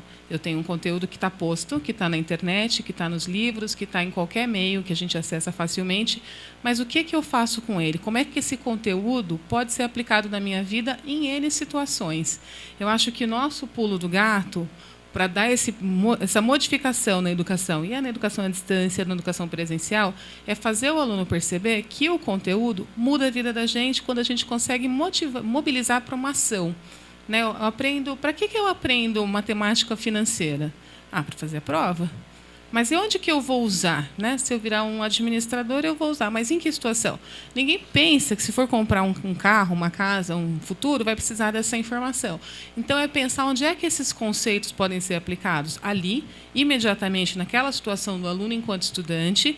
Então, vamos aplicar aqui. Na sua realidade, você faz o quê da sua vida? Você é um menino de 20 anos, você quer fazer o quê? Comprar um carro? Vamos fazer aqui numa prática. Se projeta para frente. Daqui 30 anos, daqui 20 anos, onde você vai estar? Você vai estar gerenciando uma área, onde você usa isso? É tentar usar essas habilidades do professor para pensar a prática, a ação desse conteúdo, né? Então, como é que a gente mobiliza essa ação? Eu acho que a gente está patinando muito nisso. Concordo total com você, a gente ainda está no conteúdo. A nossa visão ainda está de que, se você interiorizar, né, absorver, a gente pensa que o aluno é uma esponja, vai absorver um conteúdo e isso vai modificar. E não é. A gente está num conceito ainda, acho que está generalizada essa informação. A gente sabe que está errado, mas a gente não está conseguindo modificar esse paradigma. A gente está muito fechado numa informação de que o MEC pede assim, a gente quer passar nas avaliações do MEC e vamos fazer assim. Acho que as instituições ainda têm um ranço de estamos em função de uma avaliação, estamos buscando talvez um mercado, mas ainda não estamos buscando uma movimentação e uma competência para o mundo, para esse aluno. Eu concordo, acho que sua aluna falou que a gente talvez quisesse falar, quisesse responder, mas eu também acho que a gente está no modelo errado. Acho que a gente tem que pensar mais o professor buscando avaliações inteligentes e motivando o aluno para a ação, e não para pensar em memorizar conteúdos. Essa reinvenção da roda, né, que eu costumo falar, também foi uma questão que me pegou. Foi o meu primeiro desafio lá na Universidade de Guarulhos, porque a gente estava desenhando o projeto pedagógico que ia para credenciar. E, na época, a gente estava conversando com um especialista, e eu sou totalmente contra essa reprodução dos conteúdos. E aí eu falei, vamos trabalhar com um roteiro de estudos, né? Porque hoje a gente tem conteúdo bom, né? A gente tem uma biblioteca digital vasta, a gente tem como organizar esse tipo de... O professor tem essas habilidades, porque é isso que ele faz em sala de aula também, né? O professor ele vai, prepara a sua aula, ele busca cases, jornais, matérias que referenciam com o conteúdo do dia a dia. Por que no EAD tem que ser tão engessado que, num semestre, o conteúdo já está desatualizado para o segundo semestre? Só que aí ele falou essa questão.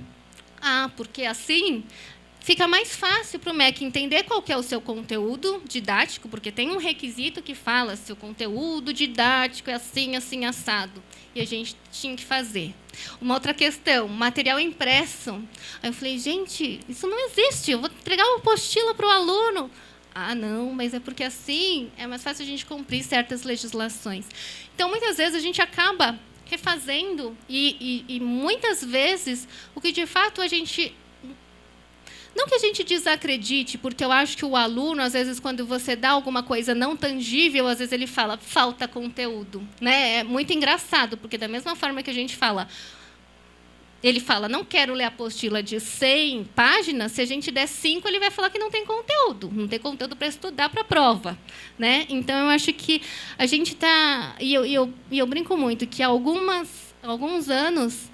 a gente está numa mudança de geração muito louca. Assim. A gente está trabalhando com oferta de cursos para alunos que estão acostumados com impresso, com uma leitura, um estudo linear, e a gente está recebendo muitos alunos que já têm uma inteligência de conexão, né? E para a gente que passa isso, né, e perpasse com o nosso objetivo principal, que é ensinar, de fato, é muito desafiador. A gente, no final das contas, a gente tem que fazer os dois. A gente faz o que tem que fazer para passar, né, e para, de fato, atender quem quer ler as 200 páginas que a gente produz, e a gente também tem que motivar, sim, que o professor faça esses links, produza, reproduza ou, de fato, selecione materiais disponíveis para complementar aquilo que a gente oferece. Então, hoje, eu defendo essas duas linhas, que a gente, de fato, tem que atender. E, no final, a gente não faz o que a gente quer, né? A gente faz o que o mercado demanda. Então, hoje, a gente tem públicos diversos. Não adianta a gente... Eu fiz uma experiência... Na Embi Morumbi, ainda, quando eu estava lá com algumas turmas de 20% EAD, que a gente tinha o conteúdo multimídia, em flash, todo animado, e a apostila PDF que o aluno baixava.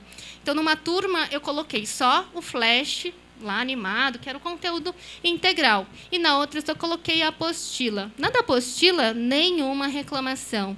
Na que tinha a flash, todo mundo pedia o bendito do conteúdo lá para eles lerem linearmente. E num público de 20 e poucos anos, né? Então, eu acho que a gente tem essas resistências e a gente sabe que a aluna ela pode ter razão, ok, o seu conteúdo está lá na internet, mas ela tem um discernimento para pegar aquele conteúdo e aprender de fato, ou extrair o que é importante. Acho que o papel do professor é esse, né?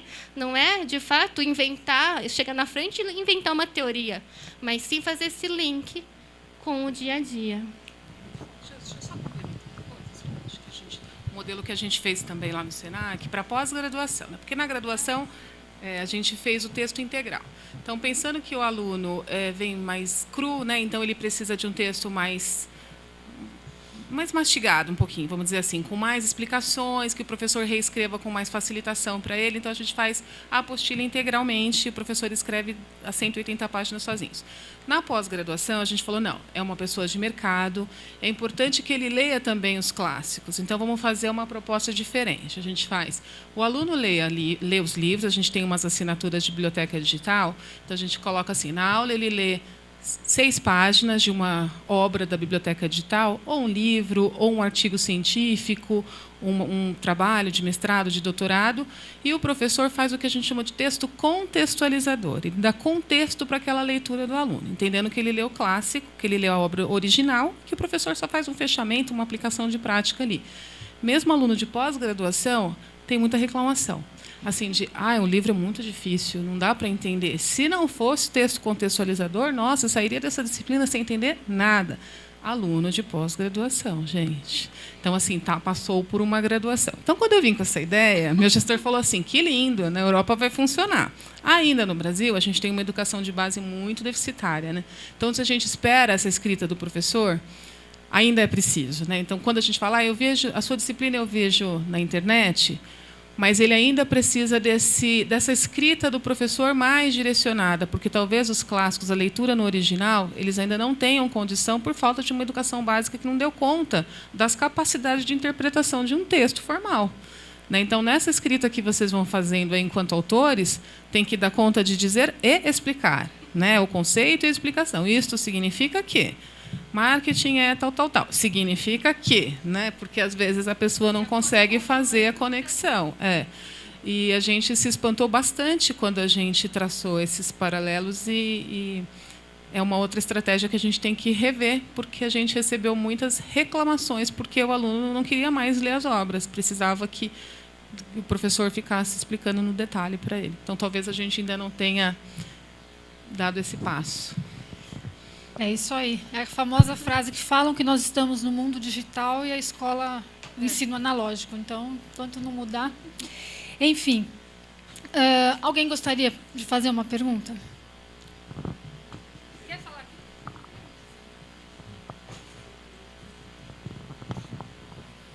Eu queria fazer 2 perguntas, na realidade. Uma, você falou, a Nívia, né? Fala em quantidade de profissionais que trabalham com vocês, se não me engano, é 60. Isso. E na UNG? Ou não pode? Ou não pode? Como a gente está na fase do credenciamento, a gente ainda não está com 100% EAD, a nossa equipe também tem igualzinho de vocês, 11 pessoas atendendo modestamente a universidade. E esses 20 mil alunos, de fato, a gente divide a nossa equipe entre equipe pedagógica, de atendimento, porque a gente faz o atendimento aos nossos alunos, a equipe de criação, e a gente tem uma interface com o TI. Então, eu tenho 3 coordenações sobre a minha gestão, que é a coordenação pedagógica, responsável pelos professores e alunos, as capacitações e o acompanhamento durante o semestre. A gente tem um coordenador que é responsável pela parte de produção e a gestão do LMS, e aí tem uma equipe de produção, tem um DI, tem alguns designers e estagiários. E eu tenho uma coordenação de polos, né, porque a logística de implantação de polos é bem complexa. Então, a gente tem essa coordenação sob a minha responsabilidade. Mas, com 100% EAD vindo, um dia eu terei 60 funcionários, quem sabe. Obrigado. Outra pergunta é a seguinte. O feedback dos alunos é muito importante. Vocês têm algum mecanismo de Big Data, de Analytics, que analisa Twitter, analisa Facebook para obter essas informações? Como que é seu nome, professor? Takato, obrigada. No Senac, a gente tem 2 meios de levantamento. Uma é a própria avaliação institucional, que é o meio oficial que vem essas informações, e que aí ela vem com um pouco de viés, porque o aluno dá uma filtrada. Ele sempre vem naquela nota de 0 a 5, o 3, aí dá alguma informação, mas vem muito enviesada. os itens que a gente pega a maior concentração são nos fóruns que eles falam com os professores, né? Então, a gente tem um acordo com as coordenações dos cursos para que toda a comunicação que o aluno faça de crítica, de elogio, de sugestão, que eles façam isso em planilha, Excel. A gente não tem um mecanismo de analytics automatizado para isso. E existe no Senac uma área que faz essas leituras de Facebook, de Reclame Aqui, dessas situações, e que nos passam algumas informações. Mas isso também vem com muito pouca frequência. Então, os nossos dados mais fiéis são, de fato, os que os coordenadores do curso levantam, porque eles acabam fazendo, inclusive, um filtro. Quando vem uma crítica muito pesada ou alguma situação, eles fazem o contato de volta com o aluno e falam, mas por que você está tratando assim, né? Qual foi, de fato, a sua reclamação? Às vezes, o aluno não conseguiu fazer porque não teve tempo, tal, e reclama indevidamente, põe uma situação. Então, os coordenadores têm ajudado muito nessas indicações para a gente de avaliação. Vem vindo muito real esses itens. Aí, a nossa equipe também, acho que vale, até para a Fernanda não ficar muito chateada. A gente tem 60 pessoas, porque a gente precisou crescer muito rápido em função da estratégia que o Senac realizou, né, em função aí do Senac Nacional, de ofertar 12 mais 28, 40 cursos em menos de 2 anos. Então, a gente precisava fazer 120 disciplinas num semestre, a gente fez a conta ao contrário, falou, não, a gente, para fazer uma disciplina, precisamos assim, a gente fez as contas ao contrário. Então, cada designer educacional no semestre faz 6 disciplinas, né, uma por mês. Então, assim, é pesado a quantidade de trabalho que eles fazem também. Provavelmente, a gente vai decrescendo esse número à medida que o portfólio vai se estabilizando, né? Então, provável que a gente não mantenha, a menos que tenham outras funções dentro da equipe, mas, como produção, esse número tende a diminuir. A gente saiu com largada porque foi uma estratégia do negócio sair com um portfólio gigante de partida. Mas, a rigor, não era esse número que a gente tinha, não. A gente tinha também 16 pessoas na equipe e crescemos muito rápido. Foi até difícil fazer essa contratação. É um mercado difícil de achar bons profissionais preparados e disponíveis no mercado. E hoje a gente tem um grupo bacana. Esperamos aí que mantenhamos. Obrigada. Mais alguém gostaria de fazer alguma colocação, alguma pergunta?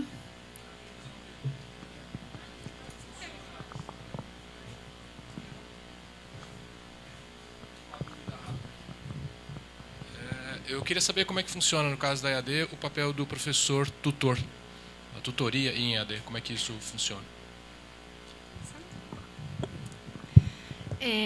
O tutor, tanto na Embi Morumbi, na gestão que eu participei, quanto agora na UNG, o papel do professor tutor ele é essencial, porque ele é o elo da disciplina com o aluno. Então, os professores lá na universidade, a gente tem 3 categorias. Uma, que é o professor autor, né? Então, ele é contratado para isso, recebe pela produção do conteúdo e recebe todas as orientações. A gente tem um professor responsável da disciplina. Então, às vezes, por exemplo, numa disciplina leitura e produção de texto, que é uma disciplina dos 20% EAD, que, em média, eu tenho de 3 a 5 mil alunos por semestre. Eu tenho uma leva de tutores trabalhando, eu preciso ter um professor responsável pela disciplina. E esse professor responsável, na verdade, ele é responsável pedagógico por ela. Então, se precisa atualizar conteúdo, revisar atividades, formular propostas e motivar tanto os professores, identificando os tutores que estão interagindo corretamente ou não. Então, ele tem aquele grupo, né, que fica sob a supervisão dele. E os tutores, que são os professores que estão ali no dia a dia com o aluno. A gente, tanto na Embi quanto na Universidade de Guarulhos, eu implantei um programa que eu falo que é o Programa de Qualidade em Tutoria, que é um programa que especifica o que o professor tem que fazer semanalmente. O professor Nelson Furquim está aqui, ele participou de parte dessas atividades, e a gente disponibiliza para o professor o roteiro de trabalho dele durante o semestre. E esse roteiro nos dá um norte em relação aos feedbacks que a gente precisa fazer de construção do movimento de tutoria linearmente. Então, o professor ele não pode interagir muito mais do que um outro que não dar um retorno. Então, ele dá um embasamento. Quando você está instaurando o EAD numa instituição, de fato, é muito importante que o professor saiba claramente qual que é o papel dele, né? E como que ele tem que se portar em determinadas situações. E cada um tem uma habilidade diferente. Por meio desse programa, a gente consegue quase que capacitar individualmente cada professor, porque a gente vai lá bem no ponto que ele precisa desenvolver mais, que a gente identifica lá nos nossos relatórios, e consegue, de fato, chamar o professor e acertar aqueles movimentos antes do semestre terminar. Então, a gente tem o nosso programa de acompanhamento docente, ele é gradativo. Ele não acontece no começo do semestre, a gente não larga ele e depois, no final, a gente retoma o que ele fez de errado ou não. A gente vai fazendo esse acompanhamento durante todo o semestre. Então, é um trabalho muito complexo, porque é basicamente manual e qualitativo. Então, a gente tem a nossa auxiliar pedagógica, ela entra no ambiente, faz um filtro, verifica aqueles professores que a gente dá retorno de um prazo de 48 horas de retorno para o aluno. Então, quando ultrapassa isso, a menina pega, liga e anota lá no relatorinho dele. Então, a gente faz esse controle muito próximo, e para os professores é um alívio, porque ele sabe exatamente o que ele tem que fazer. E a gente brinca que os professores que entram naquela rotininha, ele faz tudo certinho, não sobrecarrega, porque ele consegue se programar e ele sabe as semanas que tem mais demanda e as que não tem. E de fato, ele consegue fazer e se pontuar muito bem. Lá na UNB, a gente tinha o programa de qualidade, a gente tinha rankings de professores, e aí todo mundo queria estar entre os nota 10 lá. Então, a gente tinha até uma premiaçãozinha, que às vezes era uma caneta, um caderno, alguma coisinha, né, que dava um estímulo mesmo na reunião de gestão, de coordenação no começo do semestre. A gente colocava na tela, os professores nota 10, e aí a gente dava os brindes, e aí era engraçado que o professor que tirava 9,5, ele já ficava muito bravo e queria lá, não, mas eu respondi, queria ver onde que ele tinha errado, mas era algo saudável. A gente brinca assim, né, tipo, mas era muito saudável, e de fato os professores, todos queriam ser nota 10, e quando a gente começou esse programa, era muito engraçado, porque a gente tinha as curvas de nota, né? No começo estava lá todo mundo abaixo de 6, tal, e no final estava quase todo mundo nota 10. Aí eu falei, tem que rever esses critérios e aumentar, que não vou ter caneta para todo mundo. Mas esse foi um estímulo que deu certo, e, de fato, esse acompanhamento é muito importante. E até na rotina dos professores, porque a gente brinca que a cada semestre, fala que aluno é que nem professor, né? Professor é que nem aluno às vezes, tem que ficar repetindo, agora a gente tem que fazer de novo. Então, a cada semestre, de fato, a gente instaura, e muitas vezes a gente inclui algum recurso, algum treinamento, algum estímulo. Então, a produção de podcast, videocast, sempre vai incluindo uma novidade aí no programa, para, de fato, ir promovendo a capacitação gradativa e sequenciada desses professores. O SENAC não é muito diferente, a gente não tem esse programa, mas o professor tutor, a rigor, ele não produz conteúdo, então o conteudista faz o básico da disciplina, né? Então, o material textual, os vídeos e as atividades já estão prontinhas no ambiente, e ele cabe a tarefa de mediação. Então, ele faz as discussões de fórum, ele faz as avaliações, as correções e as feedbacks das avaliações. Ele pode incluir materiais adicionais, mas ele não pode suprimir nada que está no ambiente. Então, ele está percebendo que a dinâmica da turma é muito acelerada, pede um material extra, ele pode fazer isso na turma dele, com autonomia. Discute com o coordenador se ele tem uma dúvida ou outra, mas ele pode fazer isso. Ele trabalha no SENAC, apesar da disciplina ser à distância, presencialmente. Ele precisa estar fisicamente no horário de trabalho dele. E como a gente tem algumas discrepâncias assim do modelo de trabalho, então, se a aula dele é segunda-feira, a gente não tem essa facilidade que tem, por exemplo, na UNG. Nem sempre a gente consegue falar, você vai ser atendido em 24 horas. É obedecido um pouquinho do calendário de trabalho. Não passa de 48. Então, o aluno vai saber que, sei lá, disciplina de introdução ao direito, o atendimento do professor é às segundas e às sextas-feiras. Então, se ele precisar falar com alguém quarta e quinta, ele sabe que o professor não tem dias de trabalho e que ele espera até a sexta-feira. Não é legal, o ideal seria que fosse a cada 24 horas, mas como isso é combinado, ele aceita bem. né? Então, o professor tem aqueles prazos combinados. Existe um guia, né, um manual do que ele deve fazer.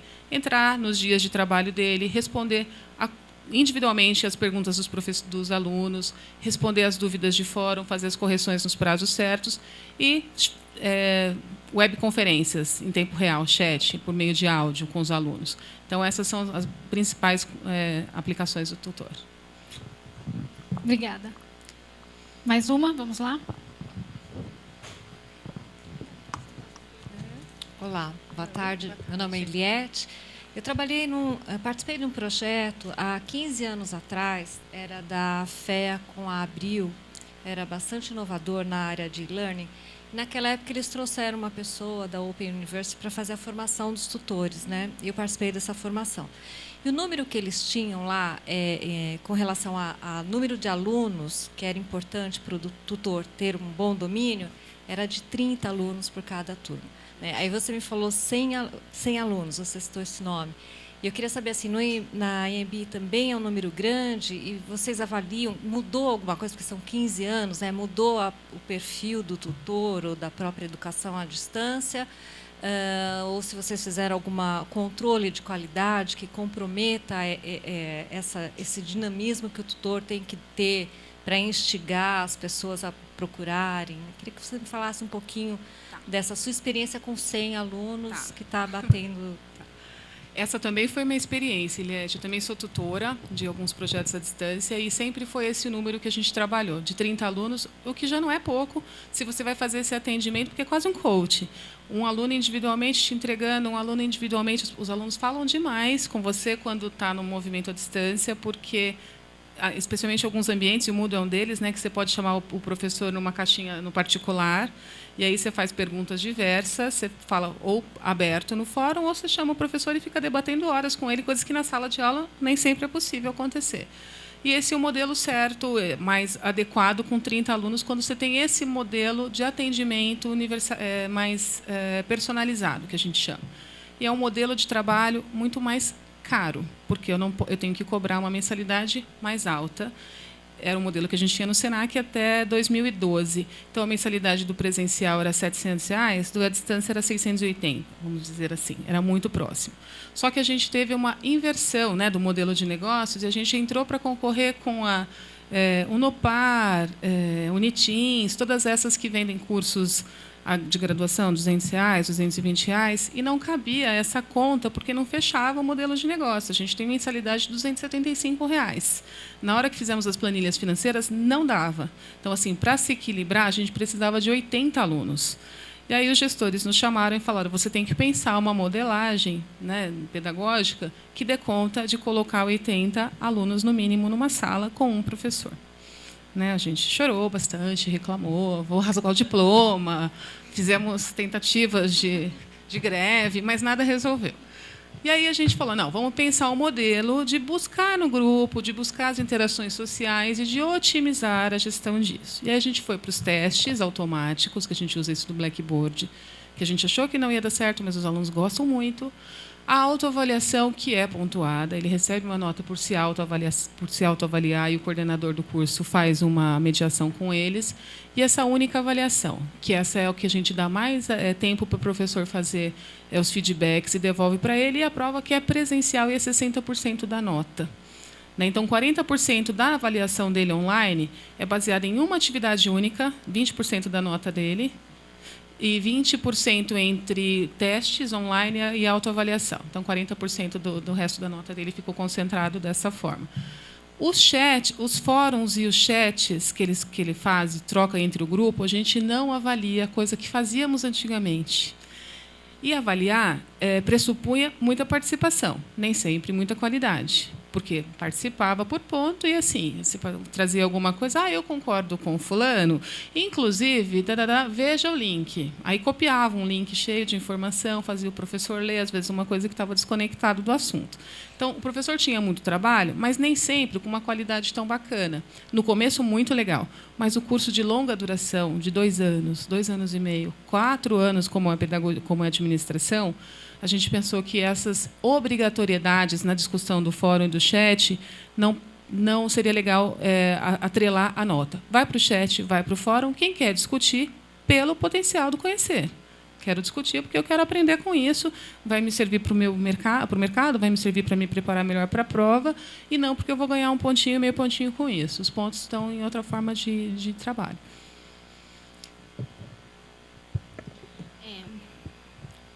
Lá na Universidade de Guarulhos, a gente tem, nos 20%, uma média de 150 alunos por tutor.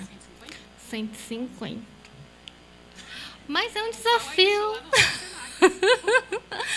E lá na Embi, eu acho que em 2006, nossa, faz tempo, a gente tinha 40 alunos por turma e a gente tinha, basicamente, eu acho que as atividades eram por meio de fóruns semanais. Então, o professor estava lá corrigindo as atividades contextualizadas semanalmente e conseguiam fazer. Mas, de fato, o que a Nívia falou, eu acho que para você sobreviver hoje no mercado de AD, você tem duas oportunidades. Ou você quer ter muitos alunos, ou você quer ter uma oferta de nicho. Quando você tem uma oferta de nicho, é mais tranquilo, porque você pode promover muita interação, debates, tal, mas você também atrai um público diferenciado. Quando você vai para o ensino de massa com mais alunos, até essa questão da interação diminui muito mesmo, assim. Tanto que lá na universidade a gente instaurou, teve uma resistência bem forte. Até perguntei aqui para a Solange se vocês tinham 20% EAD. Porque quando eu entrei lá, os 20% EAD, eles tinham um projeto que estava no início, mas todas as atividades eram automatizadas, só tinham testes, e o professor tutor, ele só ficava lá, tipo, esperando as perguntas virem. Isso não, eu acredito que essa forma é um desperdício do professor ficar lá para responder uma mensagem ou uma dúvida, né, durante o semestre. Aí a gente fez uma alteração na metodologia, né? Então veio eu contratei uma coordenadora pedagógica que ela veio com uma proposta de avaliação contextualizada. A gente avalia fóruns, a gente tem um processo de avaliação das atividades online que compõe de testes, fórum e uma atividade contextualizada que é a produção individual. E a prova. A prova ela é gerada de um banco de questões. E, na primeira vez que a gente ofereceu isso, a gente promoveu uma rebelião, juro, uma rebelião na instituição, tanto dos professores quanto dos alunos. Uma porque os alunos, de fato, eles só estavam acostumados a preencher os testes e passar.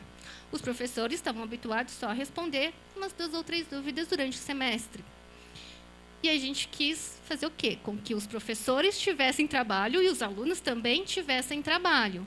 E não é o trabalho pelo trabalho, né? A gente teve algumas reuniões com os professores e aí eu perguntei para eles por que ele tinha escolhido ser professor, né? Não era só para ele fazer um plantão. Ele não ia para a sala de aula e ficava sentado com os alunos olhando e esperando fazerem perguntas, né? Ou então ele falava, lê um livro e eu fico aqui. Então, a gente passou a refletir um pouquinho com eles e, logo no semestre seguinte, a gente conseguiu instaurar, a gente fez um reposicionamento das notas. Isso foi super interessante, porque no primeiro foi muito audacioso também. A gente calculou assim, 0 a 10 a prova presencial, 0 a 10 fórum, 0 a 10 atividade contextualizada e 0 a 10 o questionário. Aí somava e dividia e tinha que dar a média. E a média lá é 7. Imagina o nível de reprovações que a gente teve de alunos em exame.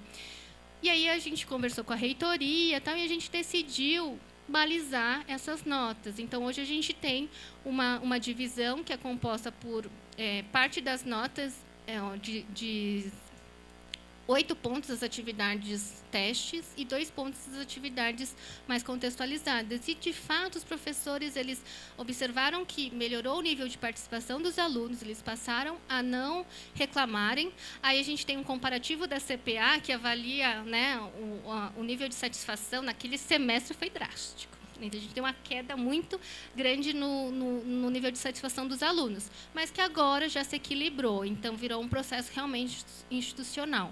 Para o 100% EAD, a gente também está prevendo que a gente esteja tenha esse número de alunos. Mas, como a Nívia falou, o 100% EAD exige uma continuidade, né? Então, o aluno ele faz 5 disciplinas por semestre, online, depois mais 5, mais 5, mais 5. Então, a gente vai diversificar um pouco, tanto na atuação do professor, que a gente tem uma proposta que que agora eu não sei, porque nós fomos comprados pelo Grupo Ser no final do ano, então, na proposta que a gente apresentou, o tutor seria meio que um coaching mesmo. Então, no primeiro e segundo semestre, o primeiro curso é da graduação tecnológica em RH. Ele seria na horizontal. Então, ele acompanharia os alunos com todas as disciplinas para diferenciar e observar o desempenho deles, tentando, de fato, estrategicamente, diminuir a evasão, né? Então, a gente consegue detectar um pouquinho antes. Aí, nos 2 primeiros semestres e nos 2 últimos semestres, a gente entraria com uma tutoria mais focada no curso. Então, com um profissional de RH. E como a gente tem um professor responsável por cada disciplina, essa conta fecharia. Então, é um outro tipo de estratégia. Mas essa é a decisão que cada instituição toma, né?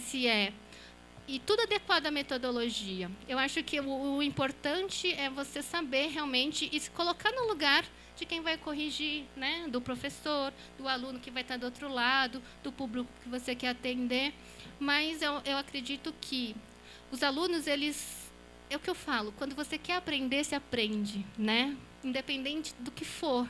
E aí eu brinquei outro dia, porque eu ainda mantenho relações de comunicação com alguns alunos que eram do 100% EAD lá da EMB, e aí a gente tinha um curso de gastronomia, que todo mundo fala, uau, um curso de gastronomia EAD, deu uma polêmica na hora que a gente lançou. E aí uma das alunas da primeira turma me procurou no Facebook e me falou, Fernanda, você tutora da primeira turma de gastronomia que abriu na Unicesumar, que, coincidentemente, é um coordenador amigo nosso lá, que está trabalhando no projeto. E aí eu até brinquei com ela, que eu falei assim, que eu sempre disse, que os melhores tutores ainda estão por vir também, porque são os que foram alunos online, o cara que sentiu lá o que é passar 4 semestres, 8 semestres, às vezes o curso de graduação é muito longo, né? E geralmente a gente precisa identificar mesmo com o aluno. Eu acho que hoje a gente percebe nos professores que vêm procurando fazer especializações em EAD, muitos professores acabam fazendo. E depois que ele passa a ser aluno, ele passa, de fato, a melhorar a sua postura como professor online. Eu acho que todo mundo poderia passar por essa experiência para se sentir como um aluno, né? Porque a gente foi aluno do presencial e sabe ser bom professor do presencial. Então, o bom professor do online, eu acho que poderia, de fato, ser um requisito obrigatório, né? Ter passado por uma turma online para sentir na pele como é ser um aluno online do outro lado. Mas é um desafio bom. Eu brinco que poucos professores pediram para sair da tutoria. Muito obrigada. Bom, nós já chegamos aqui no final do nosso tempo. Eu agradeço muito pela contribuição, por nos ajudar a montar o quebra-cabeça, as peças que vocês nos forneceram. Colocar umas peças a mais. Elas vão encaixar com aquelas que nós temos. Tá? Eu agradeço a participação de vocês e muito obrigada. Espero que a gente tenha outros momentos de parceria.